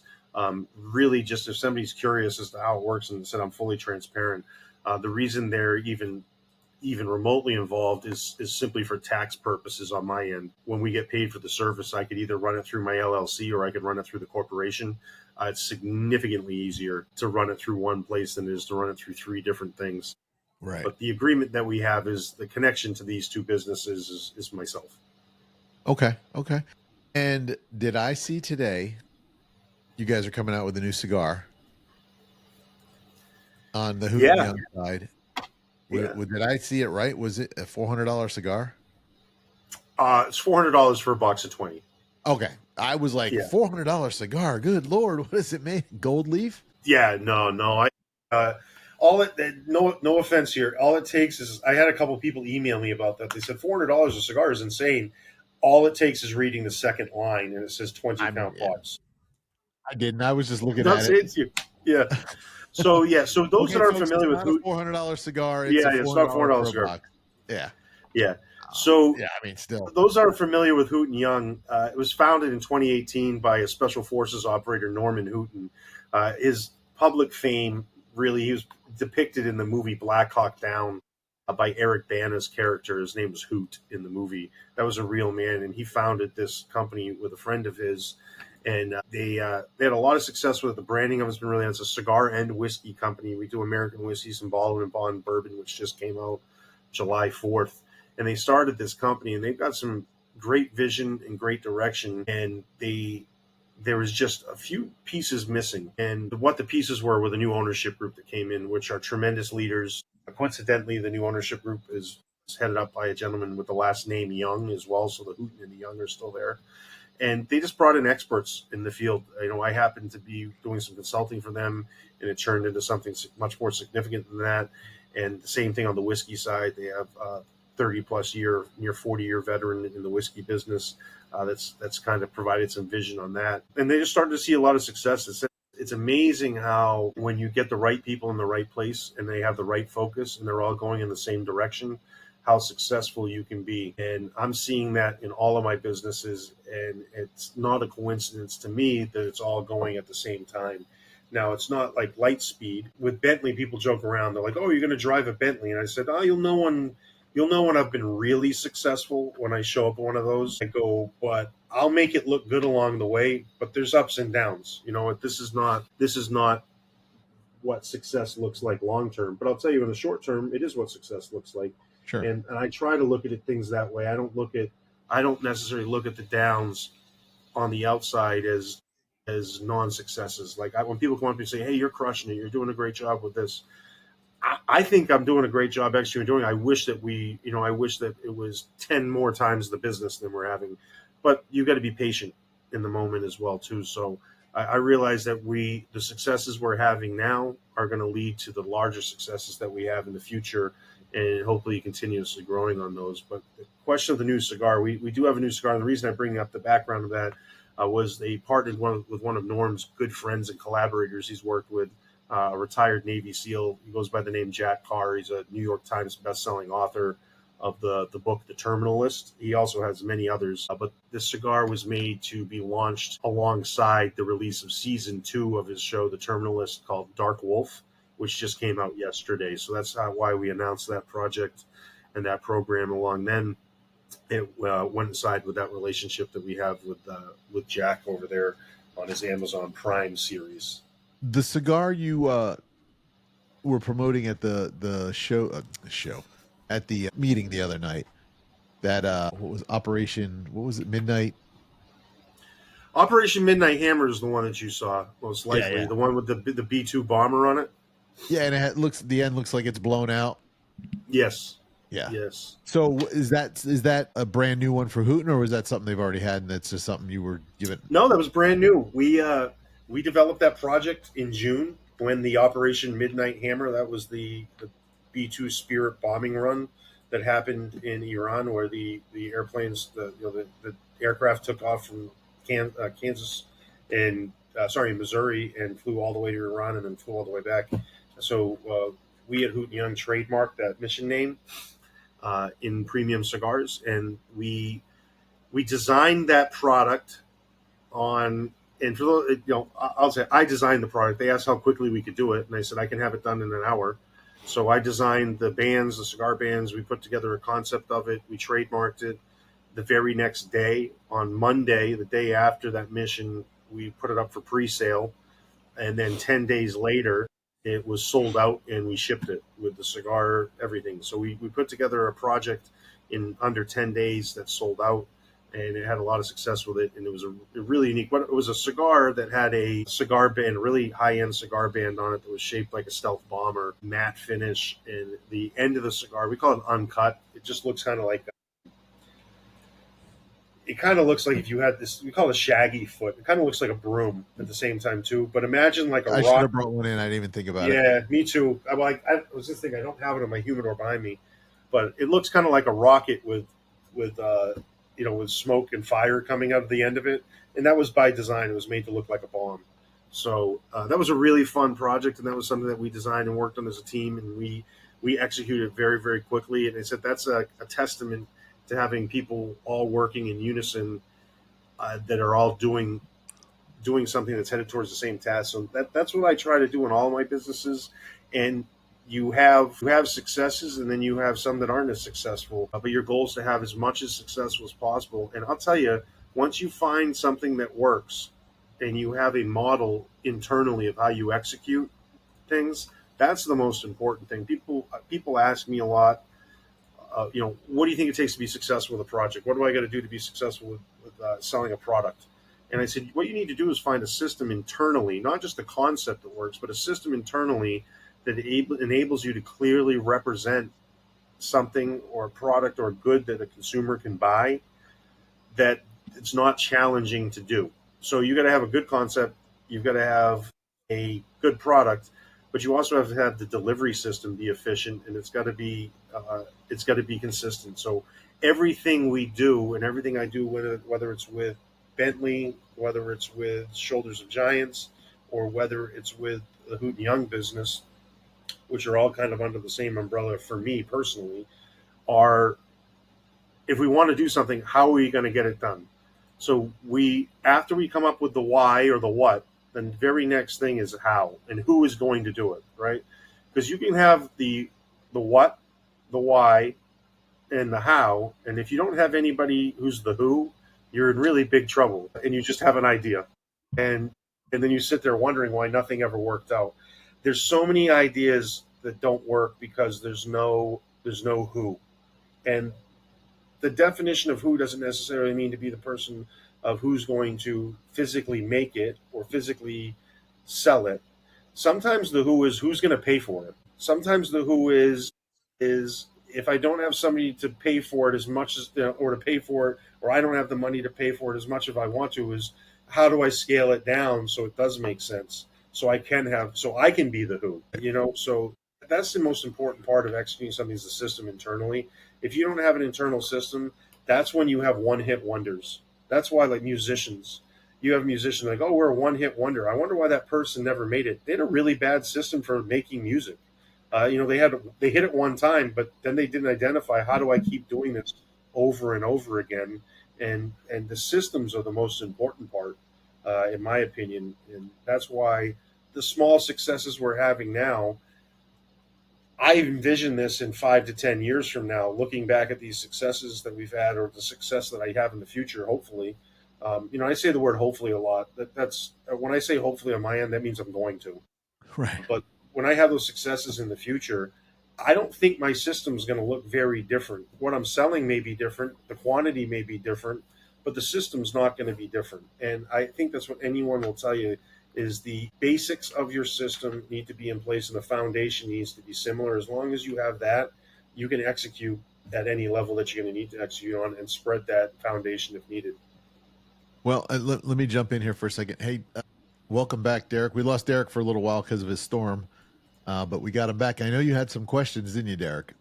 I'm going to be really honest. I am so lost on how Hooten and Bentley intertwine and what you do for them and how the distribution works, the channel management. Like I'm just trying to get a foothold here, to be honest with you. So how does that all? I mean, so what are you doing with the, like? Are they intertwined in any sense at all? Like Hooten Young and Bentley, or are they two completely separate things? I mean, what's your day to day for each of those like? Yeah. The simple way to put it, the only reason they're intertwined is because of me in the middle of it. So Okay. what I do for Bentley as the CEO is we're building Bentley Tobacco Company's distribution channel. So at Bentley Tobacco, I have my own distribution. I have my own business processes. We have our own products that we sell, and that's its own business. At Hooten Young, they have their own liquor business. They have their own cigar business. They have their own distribution network. We happen to share some of those things, not by either of them owning them, because of relationships that I have. So I use the same people that ship my product, ship theirs. They use a different back end system than I use because I have my own set of books because they're separate entities. The linchpin and the connecting factor of both of these businesses is when these businesses started. So, for example, Bentley Tobacco was its own. It was in 27. Bentley cigars were in 27 other countries. They just weren't here in the United States. And the U.S. is the number one market for premium cigars in the world. They couldn't launch it unless they had somebody that had a network for distributors, a network for providing suppliers. And I have all of those networks from the 18 years that I was in the industry. So they bring me on board. Let's start this company. And we will sell these products here. Now, we also have other brands that we sell that don't carry the Bentley name that we also own ourselves. We distribute those. In the meantime, my Shoulders of Giants business was working with Hooten Young as a consultant in the premium cigar industry. That matured in January to be, can your entity manage our cigar operations? Absolutely, 100%. So that's when I brought it under the Bentley Tobacco umbrella, and that's purely just for financial and tax reasons on my end, because it's a service agreement and essentially an operations agreement where myself, Jonathan Carney, will operate what they're doing. So the reason they're intertwined even at all, and in the premium cigar world, it's when you vision it and you see it in the cigar industry, they're two very different images and visions. But I do get asked, like, how do you do both of these and how are they connected? They're literally connected by me. That's it. So I'm the common denominator in both of these. So it's like, how is SpaceX connected to Grok? It's collected. I'm not comparing myself to Elon Musk, but it's an easy description. Is they're connected because Elon Musk happens to operate and be part of both of them, that type of a concept. So the common denominator in both of those businesses are me. And outside of that, they all operate independently from each other. So, Excellent. Bentley Premium Cigars USA, green edition, white edition. I mean, are those U.S. specific products? Were those developed for the U.S.? When were those developed? What involvement do you have? I mean, where do you play with that? I mean, how did that all happen? Mm-hmm. So these were the Bentley products have existed. So it started as a pipe company back in 1968. The premium cigar side of this company started in 2005. The owner of the trademark prior to that was owned by a company called Brew, which was a Swiss company. The father that owned it passed it down to his son. Father passed away of old age, and the son got in a car accident and died, and there was no succession plan for the business. So my partners in the Bentley brand itself, not just Bentley Tobacco USA, but the brand Bentley, he bought the brand in 2005 because he saw it as an opportunity to own the trademark for a very reputable brand that most likely you would never get your hands on. Because nowadays people use licensing agreements. You don't see a lot of trademarks. Like there's no trademark for cigar products for Ferrari, for example. So we bought that brand, and in 2011 is when the first Bentley cigar was made. So that product was the Bentley Green line, And in 2017, the Bentley White line came along, and those were made for any premium cigar market. They're made in Nicaragua. They're not made in Germany, but they were made for any cigar market. Coincidentally, where they were founded was founded in Eastern Europe. So they were in 26 other countries. The U.S. had always been a place they wanted to get into, and it just hadn't been the right fit yet. And I had worked with my partner Martin Schuster in that. I had worked with him before in my previous company that I worked with, because they distributed our products out of the Dominican Republic into Europe. So that's where we connected to it. So the brands were specifically made at that time just for the German operation. And then we had those cigars here in the United States because it's simply just, instead of shipping them to Germany, you ship them here. And we shipped them to our warehouses here. And in January of this year, we started selling them here. Now, my involvement on the day-to-day side of it in the brand is we have two lines that we're coming out with in 2026. I'm directly involved in. We have our Bentley Black line. So that'll give us 3 different offerings. And that was designed to be a fuller bodied offering. The European and international market tends to be a little more milder to medium in terms of body of premium cigars. So this black line is very much intended for the U.S. market and the very niche part of the market. We have new displays coming out. We have new packaging options coming out that are focused towards the U.S. market as well. And some of those are coming out before the end of the year. But really, our first year with Bentley was here in the U.S. was, let's see how people connect to this and how they interact with the brand for the next year. And then let's make decisions based off of how these interactions work. So, we've identified different ways of working with retail partners to get feedback. We were very aggressive for 4 or 5 months opening retail partners, and then we slowed down the last few months to kind of get some more feedback of how the brand naturally grows. And then we'll take that in 2026 and then have another significant expansion as we end the year and as we grow into next year. So it's very strategic at this point and very much a long game with it. And we're not trying to grow. Our goals aren't exponential growth overnight, because one thing is we don't want to be a one-hit wonder, and we don't want to seem gimmicky where it's a big hit. We want to have these stick. We want to work and make sure we're making the best decisions based off of the feedback we're getting from consumers and our retail partners. So Bentley's very interesting in that regard, because it's very purposeful, and the family that owns owns it with me has been in business for 115 years. They're driven by that thing that I talked about earlier. They're very driven. One of our phrases at Bentley is driven by taste. But they're very driven by the systems that worked, right? So they got a 116-year system that's been in place that's gone over 4 generations. So they're very purposeful, and that plays a role in what we do. And my leadership side of it on my end as a company is, how do I push them further down the line where we essentially accelerate this thing in the next year or two, which is our goal with that. But that mindset, when you have a certain system in place that really does work, pays a lot of dividends, but sometimes it comes along the lines where, hey, you got to know when to put your foot on the gas too. So you seem to be, just sitting with you that night when we were in Miami, very knowledgeable on tobacco. So how do you go about choosing a tobacco for a cigar? How do you know to go from Nicaragua or Dominican Republic, or obviously not Cuba, but everybody would love Cuba. But, how do you figure that out? How do you the process? Walk me through the process, and maybe you don't really know 100%. I'm sure you do, though, of how you go, all right, this is the tobacco leaf we want to make our cigars from. So you said something about Cuban tobacco. So in Germany, we actually produce products with Cuban tobacco in it because there's no embargo with Germany. Right. So we do make products there, and it's a very big part of what they do. And it's like making a sauce. You're blending things together to make sure that it tastes right? You're layering flavors. So really the process of blending and putting together and selecting tobaccos are, how do those tobaccos work together? So the only way to do it is just try them. So you have to get them on your palate. You have to see what it tastes like. When it's like cooking. Hey, let me try it when I put the salt in to make sure it needs more salt, more seasoning, more pepper, more acid, more fat.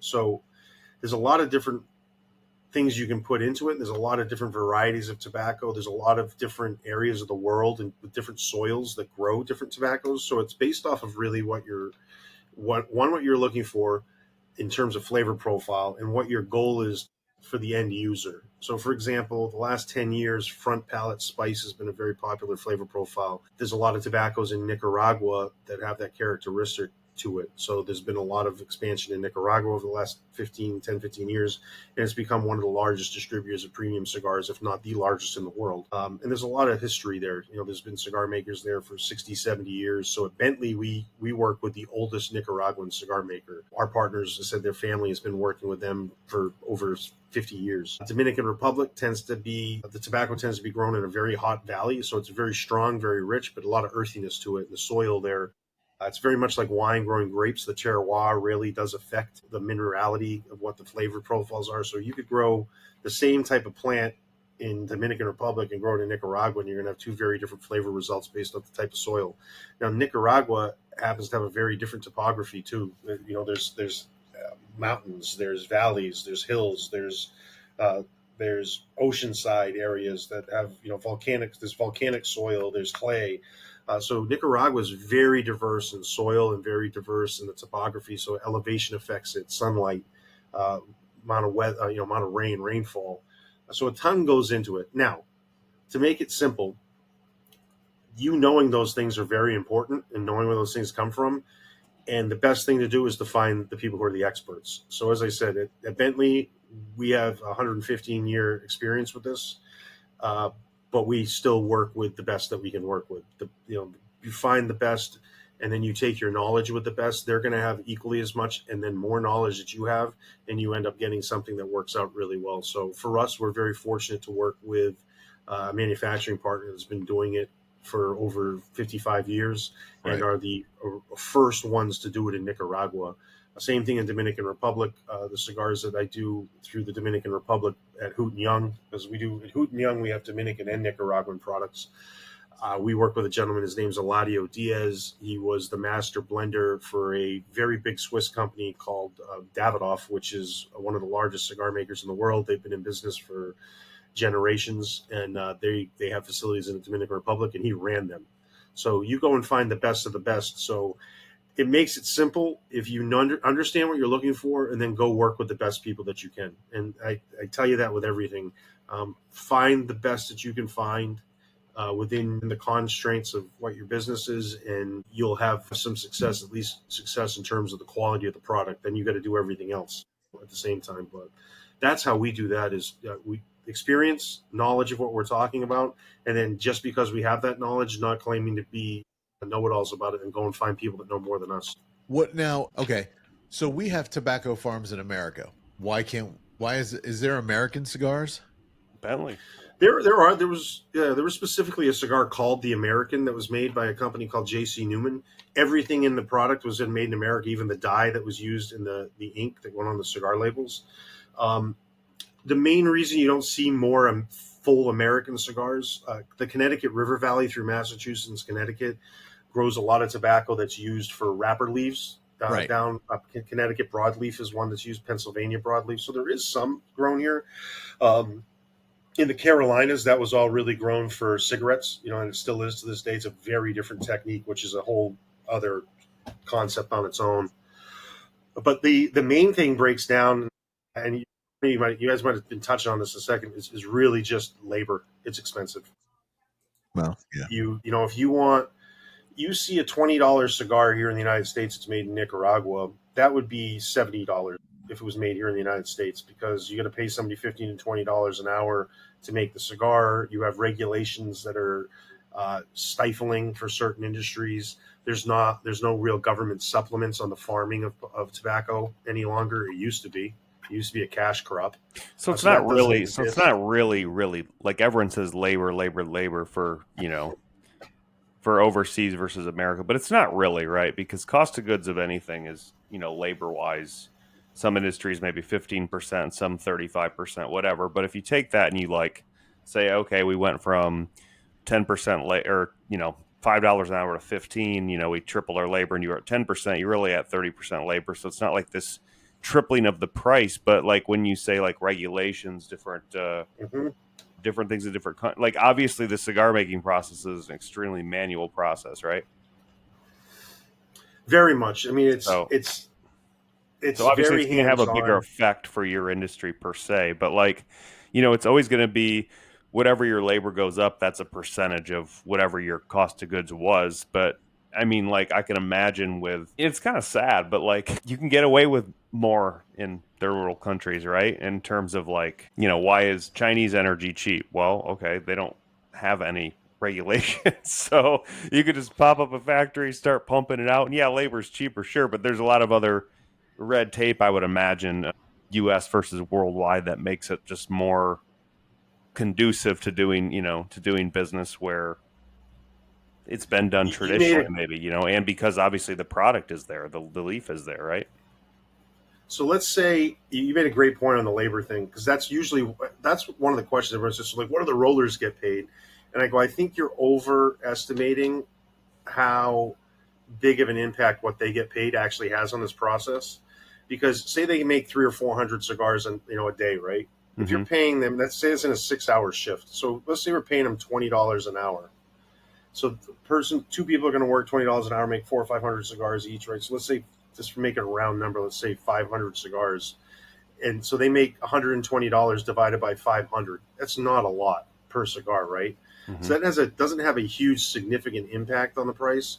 Obviously, it does. It's margin. If you make 2 million cigars, and you sell them at 5 each, 20%, 20 cents. No, it's just that, like, when people say like labor's tripled, they think prices tripled. No, it's because No, it just depends what your it's red percentage of tape. labor is for the manufacturing of that good, and then that's Yeah, what that goes up by. So yeah. like if But it's really red tape. 20%, your Regulatory. labor doubles, it now has become, your cost is 40%. So your price should go up a minimum of 20%, if not more, obviously, to preserve that margin in the ratios. But it's not going to go from like 20 to 80, like you said. It'll go from 20 to 27, which, it's obviously it's statistically like meaningful, but there's got to be so many elements to it that I don't know. I don't know where I was Is going I with that. said Iran?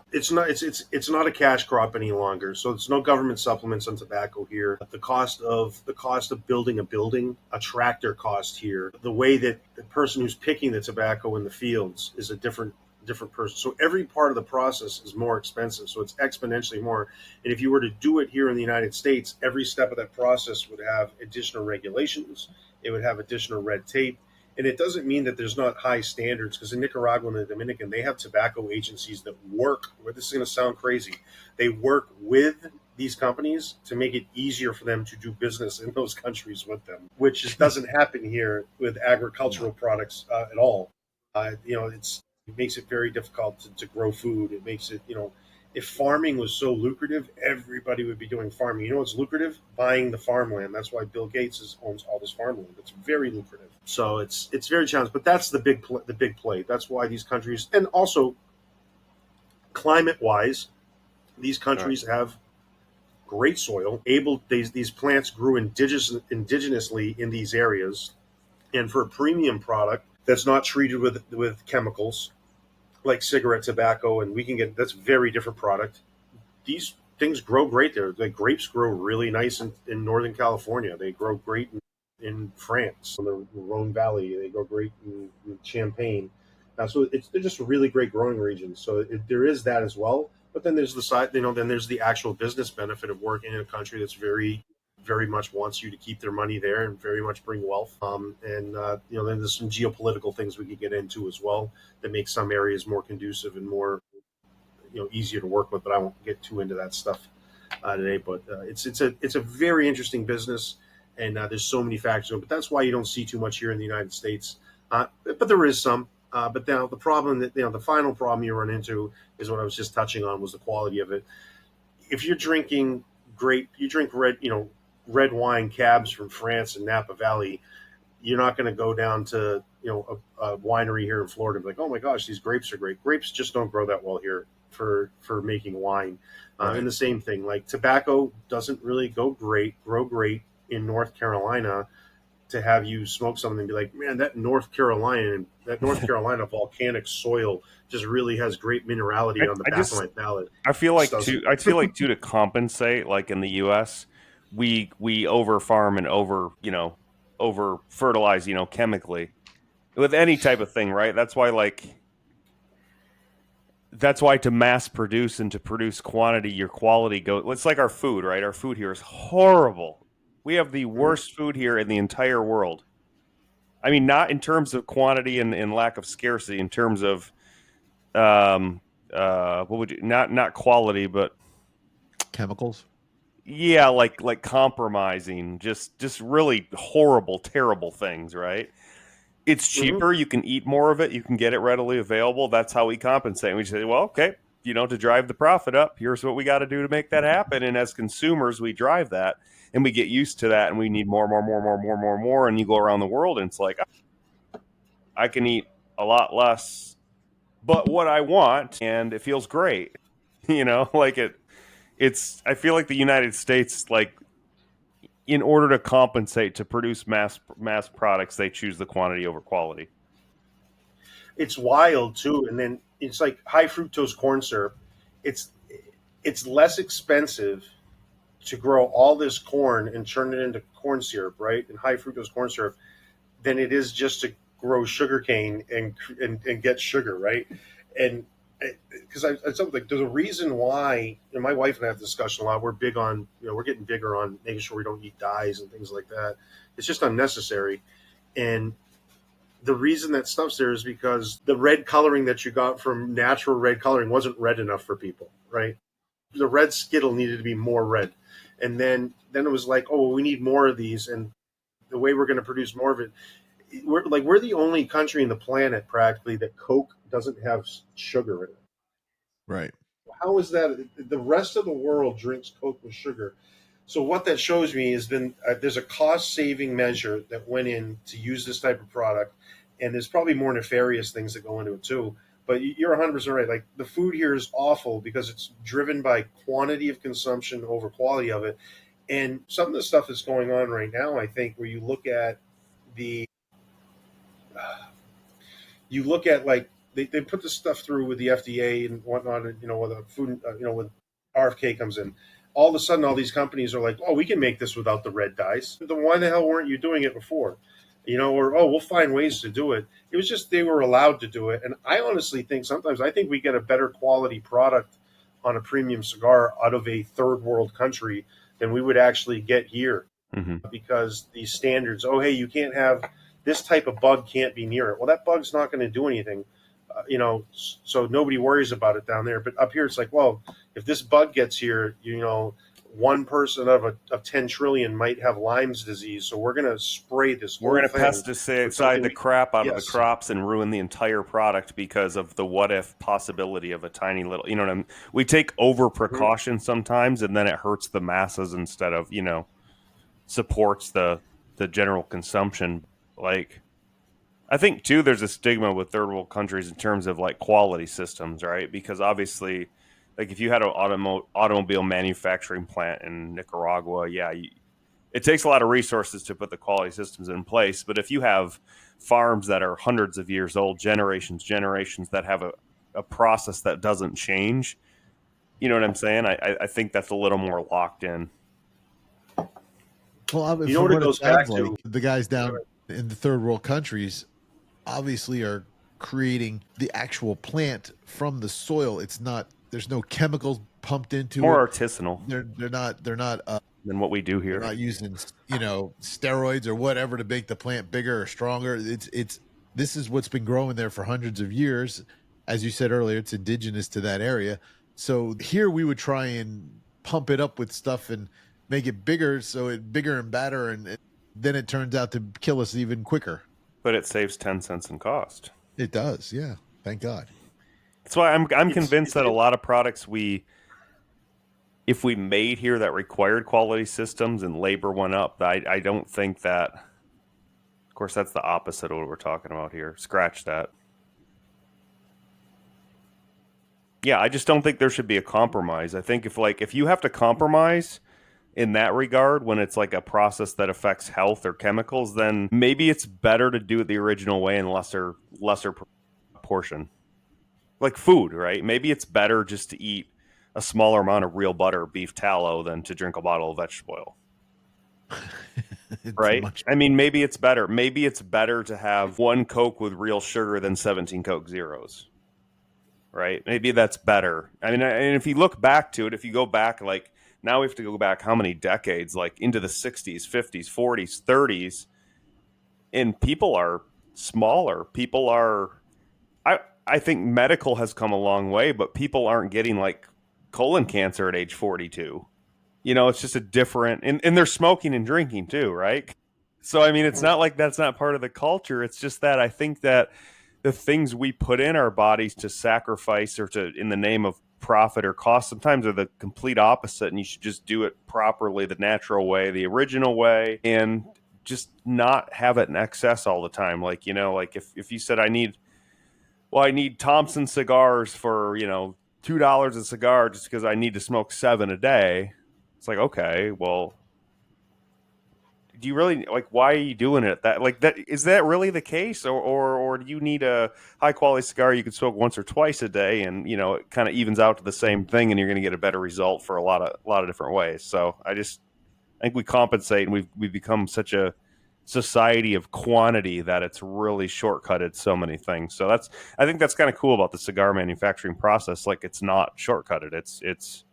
It's from the source. It always is. It's just so traditional. It's like it's not like affected by a lot of the industrial threats that you see in other manufacturing processes. I'm sure it is, but I mean, it's got tradition. there's business sides. Like, there's some crazy things that just happened in California where they have this list of register to sell in the state, and that's another long, hour-long, 2-hour-long conversation just about that. But you look at what we were just kind of talking about, it stems back to what I was saying. If you have a system that works and makes sense, and you do it and you continuously stay in that approach, you're going to be successful because you have a good product. And if you want to take another level, I said it was just like greed. Like, then you're being selfish. And I think that's kind of what happens is these companies, which is part of, you know, being publicly traded, you got to keep having a return on your investment. You got to keep giving a return to investors, there's a lot of good things about that, but there's a lot of bad things that came with it too. So, like in the premium cigar industry, probably 40% of the business to 50% of the business is controlled by some publicly traded companies. But they're the ones that have the best systems, make the best profits, and they run their businesses very well. Don't get me wrong. But they're the ones that people smoke the other cigars and say, like, man, those suck. Like, I don't like that cigar. They have the stigma of with the true connoisseurs of it, that, hey, I don't want that. I don't want what they have. I want to enjoy something from this artisanal maker. I want to enjoy something from this craft maker of this product. And there's a good amount of our industry in the premium cigars that are still that way. I'd say at least 40 to 50%, are still driven by, hey, I like the quality of this. I like the flavor of this. I like that this went through, what this brand stands on the traditional values of producing it.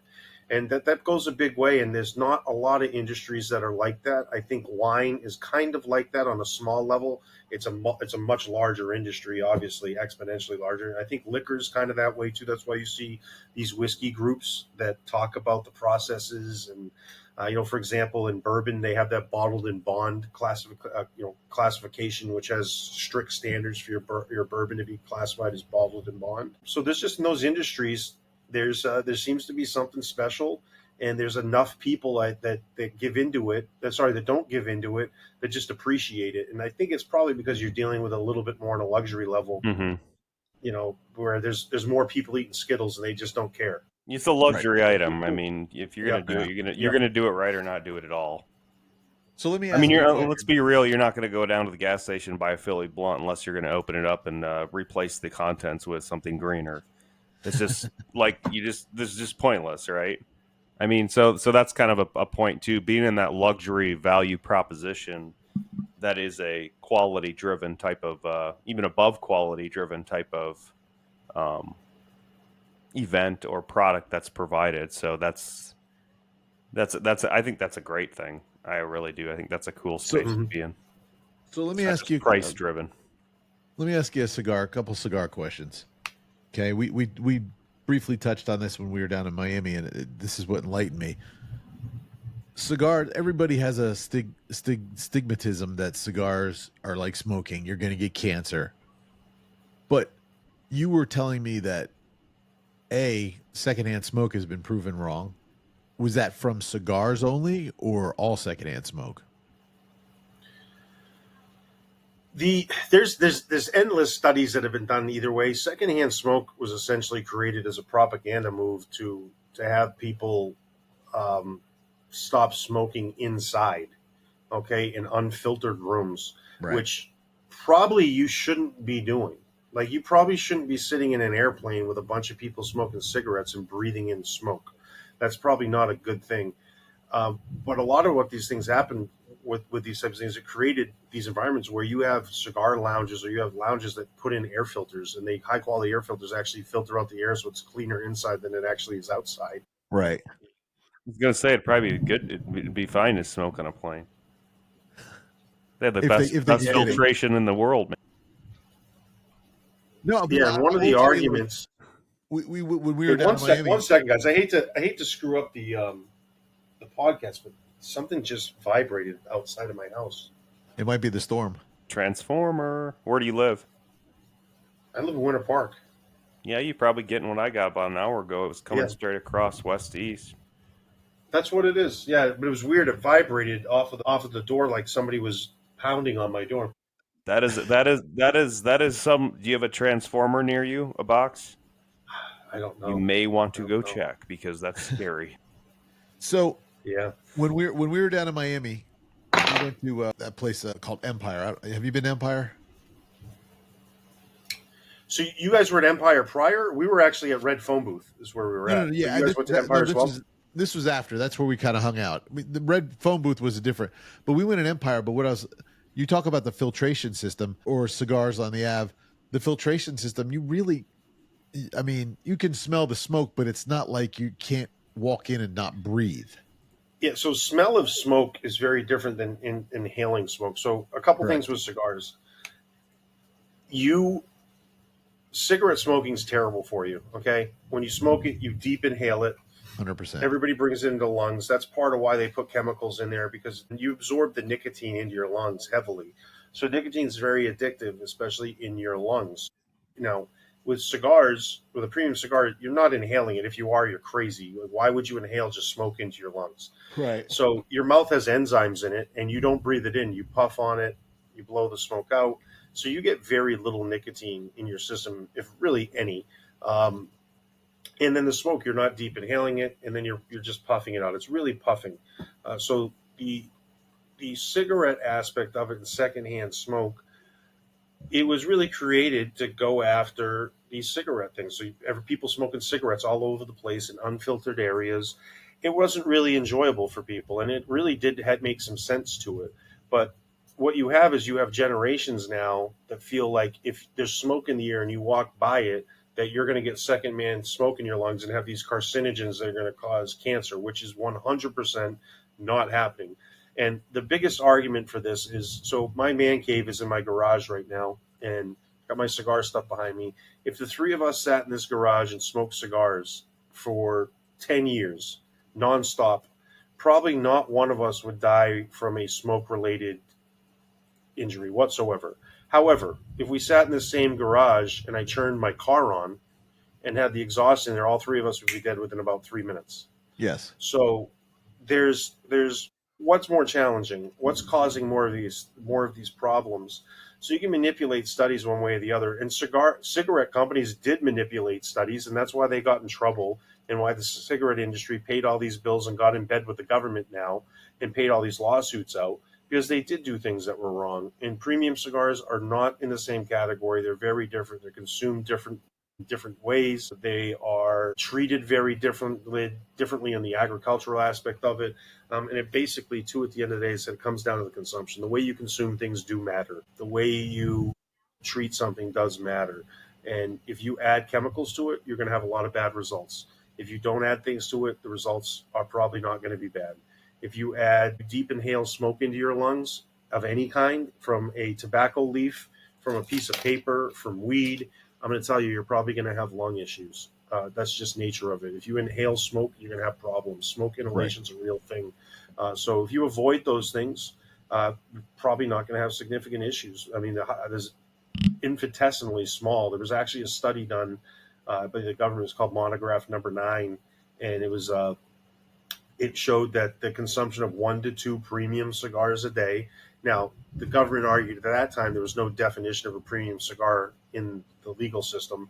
But so they would argue that no, there was no such thing as premium cigars; they're all the same. But now that there is a definition, there was 1 to 2 premium cigars a day consumed in the way that makes it premium. It had zero, nil is what they called it, nil impact on public health. Yeah, I mean things in moderation.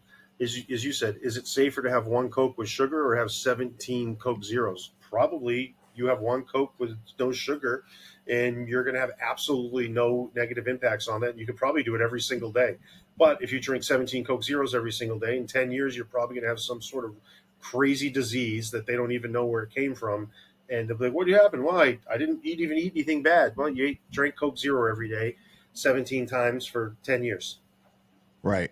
Yeah, 100%. Well, actually, Lorianne showed me a study the other day that Coke Zero, because I enjoy Coke Zero. I don't drink 17 of them, though. I just have one a day.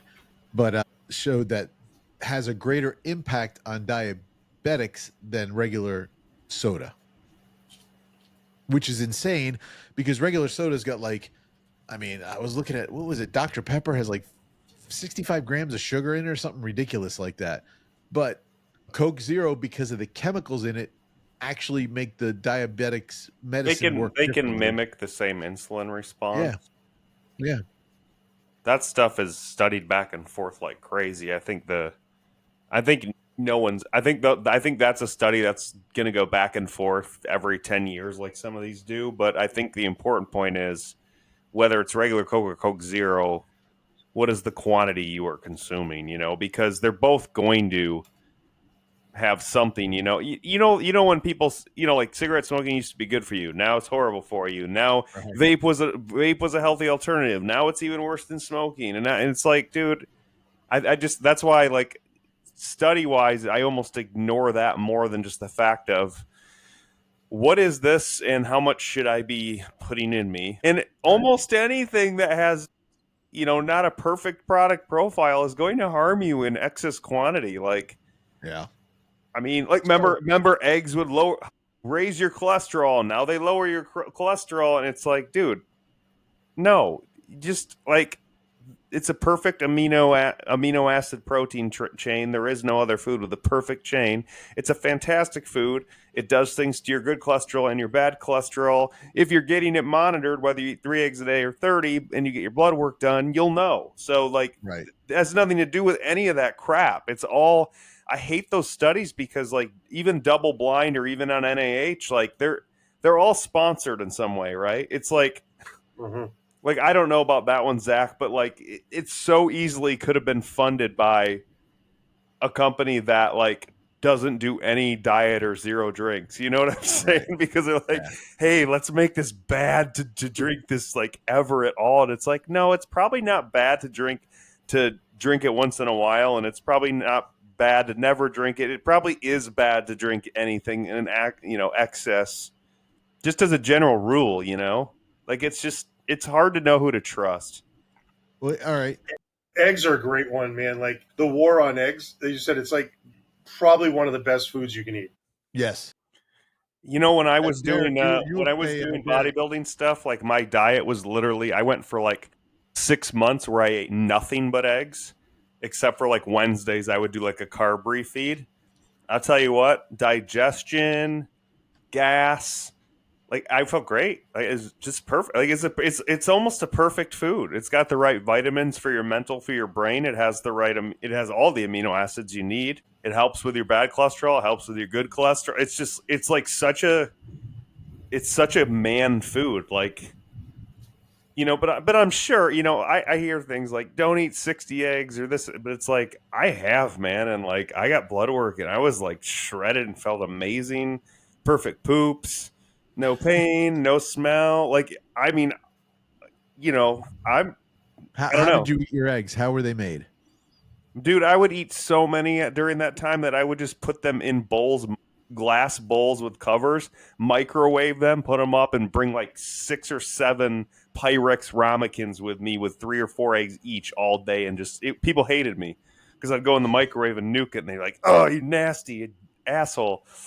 And I'd eat it and I'd be like, I don't care, man. Look at these, So I don't know.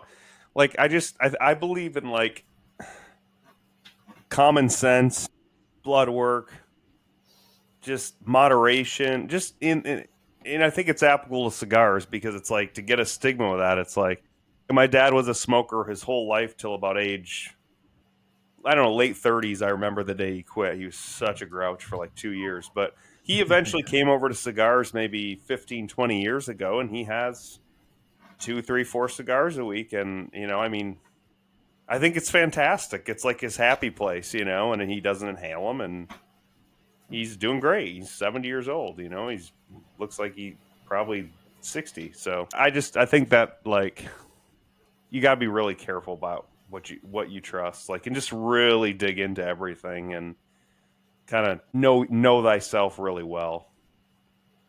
So a couple quick fire questions for you, because I'm just going to play dumb because there may be people out there who don't know this. Are all premium cigars hand rolled? Yes, they must be hand rolled. There's a definition that's clearly on the books now, and we had a big win against the FDA in the last 4 or 5 years. And all to be considered premium cigar, one of the requirements is it must be hand rolled. Okay. And do they ever use the same tobacco for a wrapper as they do inside as the filler? You would use the same. You could use the same strain of tobacco, like the same varietal per se, but the varietals then once you start harvesting them, there's different growing techniques that you could use to grow something that would make it either wrapper, binder, or filler. And then once those growing techniques are done, there's also visual classifications that go in to make it be either wrapper, binder, or filler. For the most part, tobacco that's being grown in a way to be used for wrapper tobaccos, the outside of the cigar, those would only either be classified as wrapper or binder. You could potentially use those as fillers, potentially, but 90% of the tobacco that's being grown with the intent of being used as wrapper tobacco is most likely going to end up as wrapper or binder. And then the tobacco that's being grown that'll be used on the inside as filler would be grown in a different style, and 90% of that would end up as filler tobacco, and the other 10% could end up as binder potentially. And sometimes you could use those tobaccos as wrapper if you're looking for something that's very strong and rustic. But basically, with the wrapper tobacco, you want something that's got visual appeal. So the growing style is very, very different from that.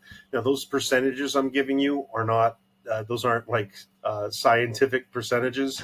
Those are all mental guesstimates. Sure. So you look at those areas, but I would say it's probably a pretty close guess. Why? Okay. I know there's different color wrappers because of bold, light, or, really hardy. So there's dark and light, Why would you, like, I saw, is it Olivia? Oliva. Oliva. You were smoking one earlier, correct? Yeah. Why would they do a light and dark wrapper together? Would that be still considered a light cigar, or would it be considered a full body? You mean on the same product or separately? Yes, same product. So you mean it visually had a dark and like it was striped or layered? Right. Ryan showed me a Connecticut wrap, but then the bottom half was dark wrapped. Okay. And then I've seen ones that are look like a candy cane. Yeah, so those are called you can have barber pole, or you can that's barber pole is when it looks like a barber pole. And then there's a lot of artistic ways. The majority, the main reason for doing that's visual appeal. It's just visually appealing. It's artistic.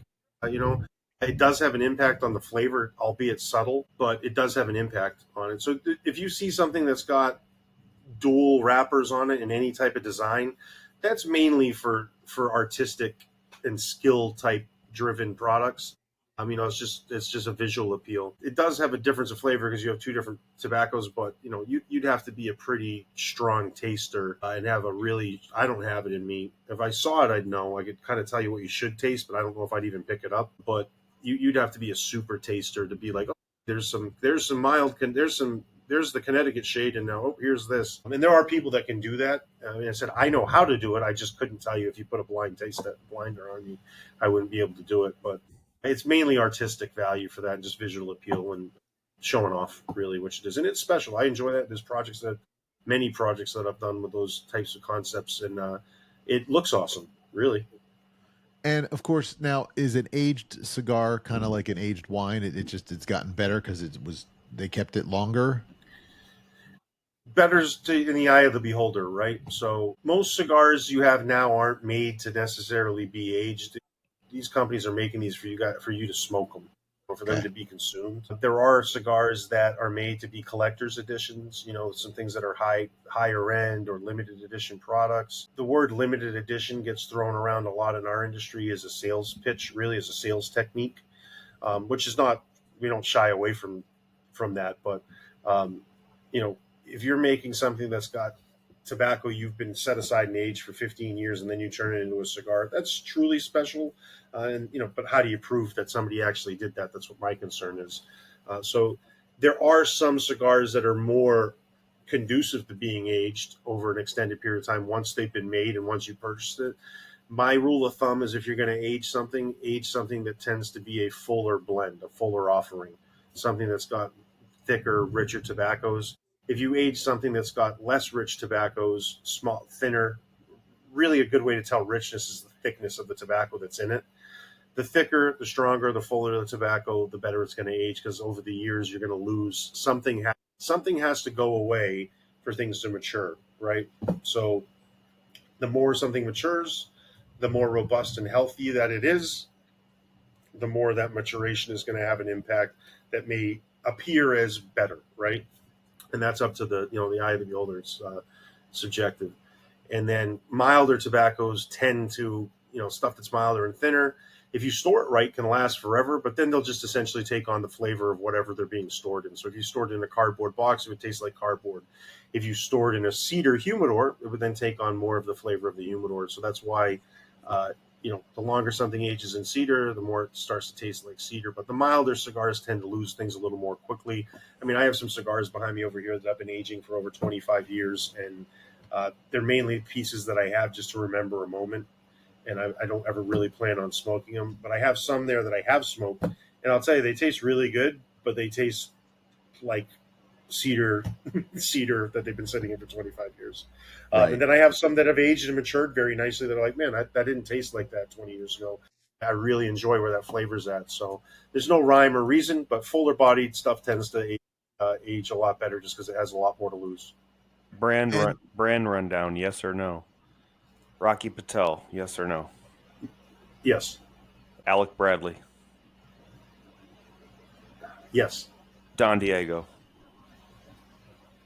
I don't know anybody there really well, so I'm going to say, gosh, you political. almost, dude, you failed, man. That's my, I'm very political. dang it. That's Honduran. I'm very political. I don't know anybody. I'm going to go no on Don Diego. Well, I don't have a hat, but I'm throwing it in because I am no connoisseur, but I've smoked all of these: Romeo and Julieta, Davidoff, Camacho, Fuente, Gloria, Monte Cristo, and I don't know why, but Don Diego, man. Now, why? Yeah, here's the thing with cigars. It's all up to what your personal taste is. For sure. I tend to smoke more cigars that I have a personal connection with and that I'm friends with people on. So I'm not going to tell somebody that something's not good.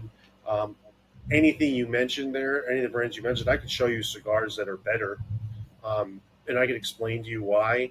But being in the cigar business, it's pretty pretentious for me dealing with a consumer direct, unless they want to hear it, to be like, hey, that Rocky Patel's kind of, man, like, I don't know. That's too mainstream, right?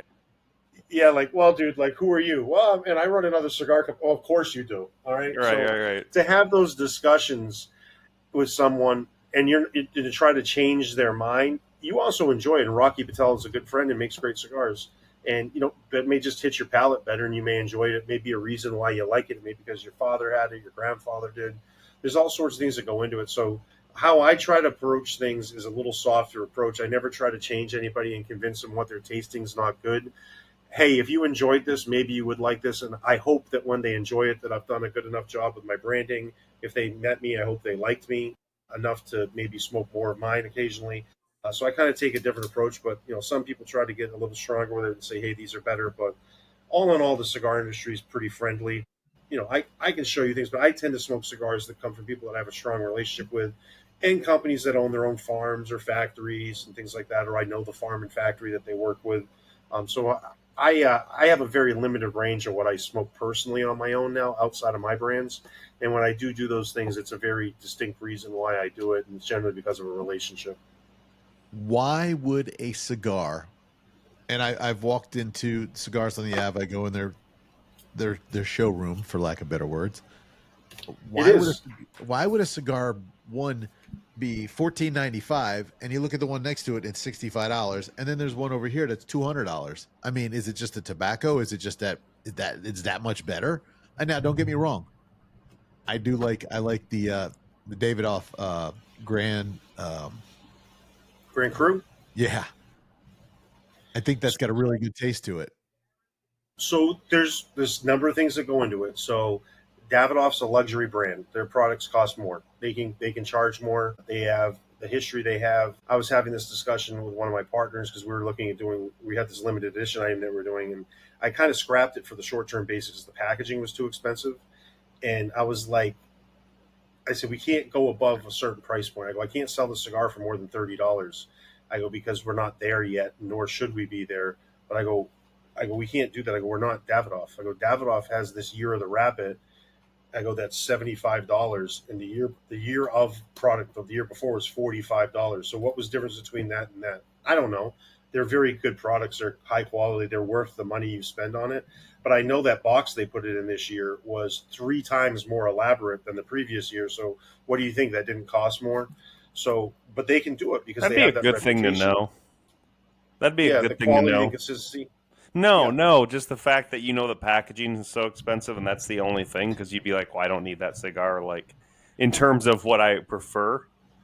Do you know what I'm saying? Yes. Like, that's kind of Yes. a convenient thing to know. Like, to me, I would think it would be like, well, maybe it's more exclusive, maybe there's not as many of them, maybe it's more sought after, whatever it may be. But if you could walk right in the humidor and be like, that's 15, that's 70, that box is 3 times the price. That's why Yeah. it's 70 instead of 25. You'd be like, oh, okay, so it's not like it's a 15 versus a $7 cigar. It's 15 versus a 25. Like, I think that would be really helpful information, because maybe I'm sure there's people that the box is important to, right?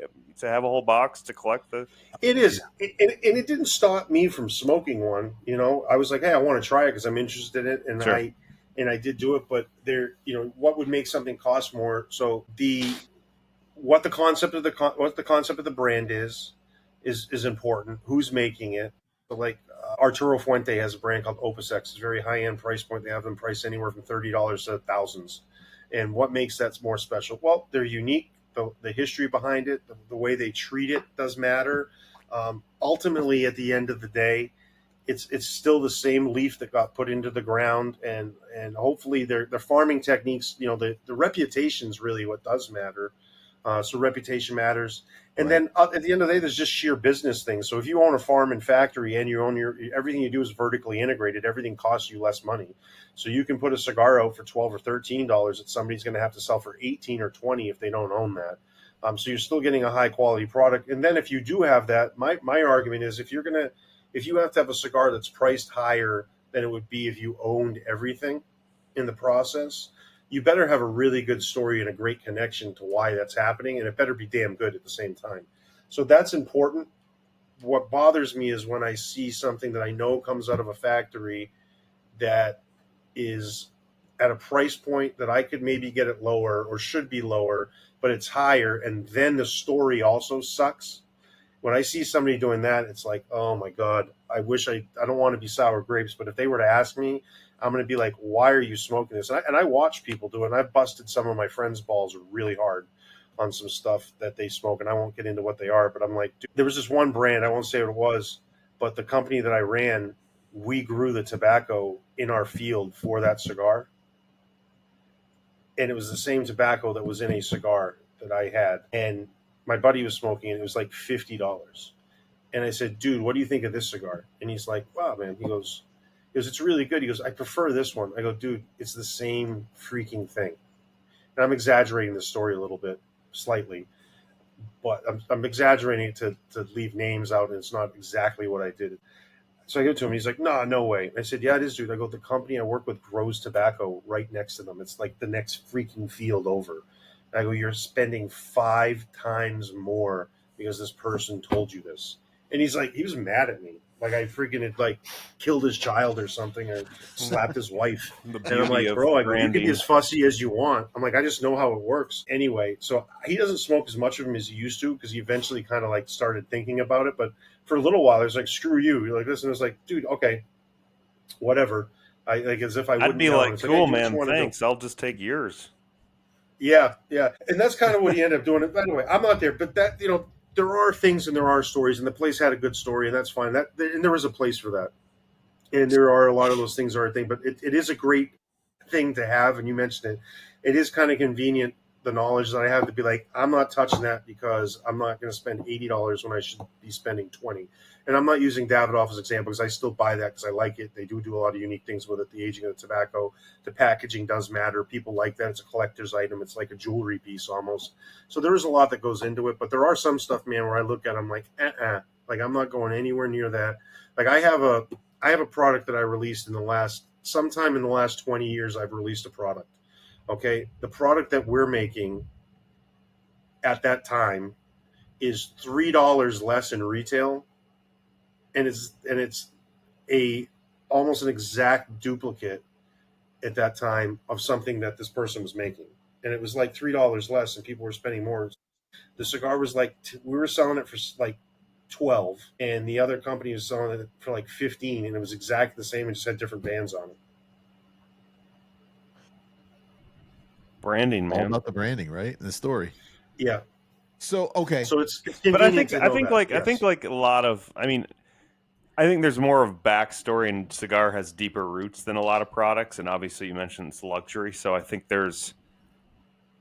that's to be expected in some cases. But I think like in most industries, there's a level to that whenever marketing and branding's involved. There's things like that with window tint too. Like the publicly traded company Expel will independently market their brand at dealerships and shows and how much better it is. It's this.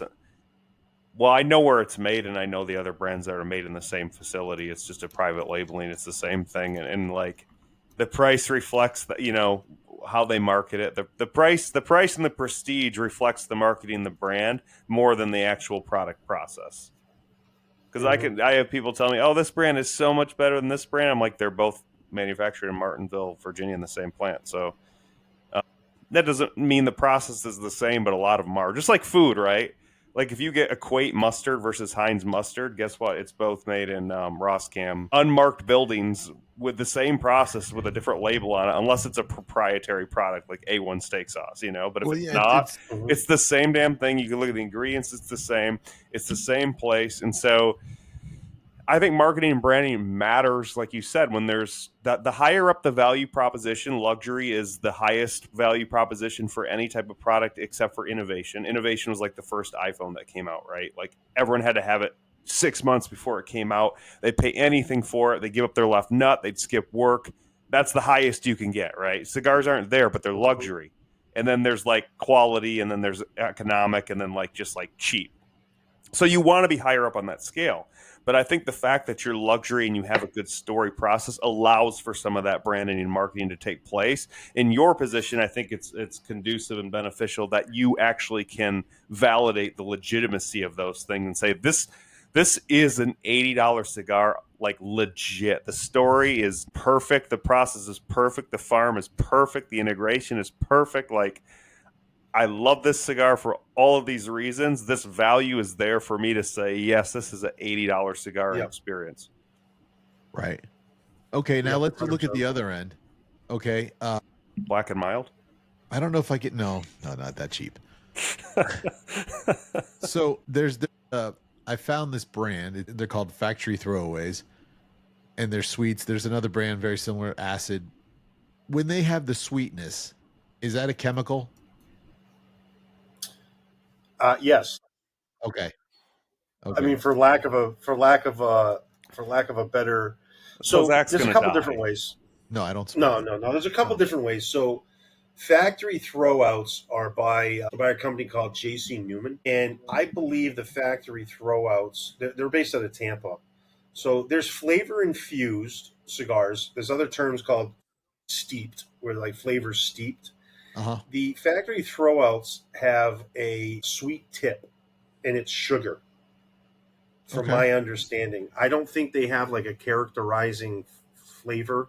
And I'm using some words that the cigar industry doesn't like right now because the FDA beats on these things. But I don't sell or make any flavor, artificially flavored infused products. So at Bentley, we do have a product that's called Teatro del Mundo, and it's called Theater of the World, and it's a chocolate infused pipe tobacco that's in it. It's naturally infused with chocolate flavoring. All right, it's all natural flavoring. It's not. That actually sounds kind of good. Yeah, and it is. It's delicious. So that's like a sugar infusion, right? And then you've got um, you've got like factory throwouts that are like finished in. It could be finished in bourbon barrels, or they're dipped into sugar water or something like that. Those exist too. There's sweet tips. There was a brand called Baccarat for a while too that was sweet tipped. A buddy of mine has a brand called Asylum. He has one. I can't remember what the exact name of it's called anymore, but it's one that's sugar sweet tipped. It's popular. It's an inexpensive cigar. People like it. In your mouth, it tastes sweet. Those are generally almost 100% treated with like a sugar water because you just dip it into it. It's easy. It absorbs it real easily. Then you have other products, and I won't name names specifically, but I'm about to name one. You'll have something that's called ambrosia. Okay, so the flavor ambrosia, there's no ambrosia plant or ambrosia fruit. It's a Right. combination of different things. There's no plant called, there's no natural flavoring called, triple caramel apple chocolate fudge sundae. They didn't. So those are chemical Dang it. infusions, and then there's another process called flavor steeping and flavor infusion, which you could use chemicals or you could use artificial flavorings. Part of the argument that's been made, Drew Estate's one of them. They've made a very big argument that they use natural flavoring. Now the problem is Drew Estate doesn't want to tell you what the natural flavoring is because once they tell you what it is, then somebody's going to freaking make another competitor to it, right? Right. So once they release the recipe, then people know it. So in the industry, it's been thought and talked about that could be like the combination of essential oils, different essential oils like vanilla essential oil and Yeah, stuff like how do that. you So that's even been how do one you of the even know arguments. what's natural at that point? Like, I don't know. Well, yeah, well, I I have mean, a that's friend. just like, Yeah. I have a friend who really likes the acid. It's a That's why. very slippery slope. yeah, It's no a very doubt. slippery slope. What Yeah, about that's Arnold? They're What about considered- Arnold dipping the tip in the bourbon? I Yeah, have a so this friend bourbon who- infused things. This I have a bourbon friend who infused, so soaks that's his very cigars in natural. bourbon. Yeah. Yeah, I have a friend who soaks his cigars in bourbon. And well, Yeah. anyway, the reason I asked is because somebody I know likes the acid one, the sweet ones, and I was like, that's got to be a chemical. Hey, if they enjoy it and they enjoy it moderately, fine. And as I said, they're not puffing that stuff into their mouth, in their lungs. If they were taking that deep inhale into their lungs, I think that would be real challenging. Right. As anything would, and I don't advise that. And the cigars are not intended to be smoked that way. And 99.9% of people that enjoy them enjoy it that way. They don't deep inhale because it's crazy. You're not going to go light up a sparkler and inhale all the smoke from a sparkler or fireworks and expect not to have any problems. So there's plenty of things that put off smoke. You're not going to go stick your head down by the bottom of your tailpipe and breathe in all the fumes from your car. What about if So you? What that's the about if same you've thing. smoked for 2 decades and like to smoke anything at all, inhaling is part of your natural. So, like I had this where I smoked cigarettes like all through high school and college and stuff, probably like 10 years, and I would enjoy a cigar with my dad here and there, but like I had to inhale it to like it, which is weird. And then so I just eventually, I probably only had like 10 cigars, period. But then I was just like, I probably just shouldn't smoke anything at all. Because I just don't. Yeah, I would. And yet there's people who smoke for a long time and then they switch to it and they don't inhale. So like I just don't understand it. Like to me, like I love to inhale, right? That's the enjoyable part of it to me. And like certainly there are cigars that you can kind of lightly inhale that taste fantastic. But it's just kind of, you can tell it's like not really what you should be doing. Yeah, and I don't. There's no part of the cigar industry and nobody in the cigar industry that would would recommend the enjoyment of premium cigars to be done through heavy inhaling. If anything, they would maybe tell you to bring it through like your olfactories, to like bring it through your nose and retrohale it. That way you get in one of your other senses into it. Yeah. And that's there's nothing crazy about that. The big problem with cigarettes was always lung cancer, and that's with people deep inhaling. And that's why the weed business has gotten into all these edibles. One, it's more enjoyable, it's more accessible to children. You can market it towards more people. It's easier to ingest. The way it hits your body is different. It's significantly safer because, weed really quickly, as soon as people are like, well, everybody's smoking weed over the last 25, 30 years, they're like, now it's like gummy bears. You don't have that argument anymore because this is really bad for you, So I in cigars, that's the preferred way of consumption is not doing that. If anybody's telling you to bring it in, it would be to bring it in through your nose and then out retrohale, not into your lungs. Your lungs and your throat have no tasting ability. So if you're not getting flavors out of that cigar, then we need to get you on something that's got a lot more flavor to it so you don't feel like you have to do that. Right.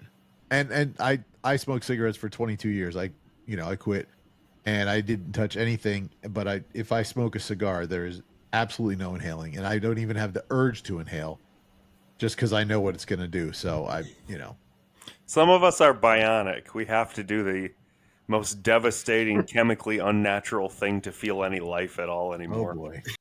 Here we go. True. It happens. Well, listen, this has been a fantastic show, and Jonathan, we're going to do more with you. I definitely, we got to get you on here promoting some business. I keep talking about it, Derek. I'm going to figure it out how we're going to do it. We're going to do a roundtable with some of my entrepreneurs, and we're going to do like quick fire stuff and just do that. And I think you'd be great. Yeah, they got to be a quick fire round, just 3-word answers, and just boom, boom, boom, boom, boom. Yeah, absolutely. Let's see if we get a couple guys, done, Diego. If you smoke cigars, go out and try a Bentley or a Hooten. You can get them at any of your local cigar shops, I would assume. Corona, man. Yeah, Corona Cigars locally here. Cigars on the Avenue. Cigars on the Avenue for Winter years. Park, which is walking distance from everywhere. But they got all of them in. I'd be happy to be on again. I said I'd love to do a quick fire episode with you guys. If you ever want to deep dive on things once in a while, we can deep dive into whiskey, cigars. We just barely touched the surface here. And then I'm all into conspiracy theory stuff too. So if you ever want to do conspiracies as to why we enjoy a good conspiracy theory show. I'm all in on that too, and I got all sorts of stuff. So I've slowly wanted to expose parts of the industry in things that are hypocritical, and I can't do it on all the cigar shows. And I'll throw anybody under the bus, even if I don't. But I think I can get a little bit less filtered on this type of environment. So it might be enjoyable, but I appreciate talking about what we're doing in our business. I said that the best is yet to come for what I'm doing. And I think you should push your weight around and let us do a live podcast while having a cigar at the Diamond Crown Lounge. Hey, if you guys want to do it, you let me know. I can make the call. No problem at all. Do we have somewhere we could do a live show? I just said the Diamond Crown Lounge. It's a part of Corona downtown.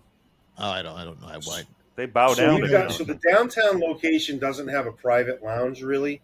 We know the owner of the place, so. The Sand Lake one does, and then obviously we could potentially do something at Cigars on the Avenue, but there's a really good private spot that I've got that's over in the Winter Garden of Coe area that we could probably do something at. So if you ever want to do something, you let me know. We can get something set up. There's no shortage of places for us to get that going. Cool. We'll have to get Ryan and Bobby P on and a couple. That's a good central location for all of us too. The Coe Winter Garden. Yeah, it'd be great. I got a great friend over there who I've known for years. He's got a little private members lounge that's in a warehouse district, and it looks like you're sitting in a garage, and it'd be a perfect environment for a round table. So. We just got to get some proper cameras, and we all got mics and soundboards, so we'll be good with that. That's not a problem. I can run 4 mics off my soundboard, so that's not a big deal. Great. So excellent. Well, guys, thank you so much, Jonathan. I know you're a busy man. I know you were out of town this week in the beginning of the week, weren't you? Not this. Where I was? I was down in Delray Beach on Tuesday, and then we just got back. We did a great event down there with the Red Meat Lovers Club, a nice charity. Was it last week you went to Miami? And then last week I had a baby, so I didn't do much last week. Congratulations on the baby too. Yeah, thank Congrats, you. man. No, I'm glad. Thanks for having me on, guys. I'd be happy to anytime. And the deep dive was fun on it. And now that we've got a rapport, I tend to talk quite a bit, but I'll talk less so we can fill in more crazy questions. That's awesome, and let's work on this live show. I'm feeling strong with that one. We can even do it in my backyard. I don't care. We'll do it around the fire pit. I've been talking about that. But guys, thank you guys for tuning in. I really check us out. We're on all the socials. Go to YouTube, Facebook, Instagram, and then all the podcast platforms. We are on there. Find us under No Brainer Show. Thanks everybody for watching. Make sure you subscribe, like, and until next time, peace.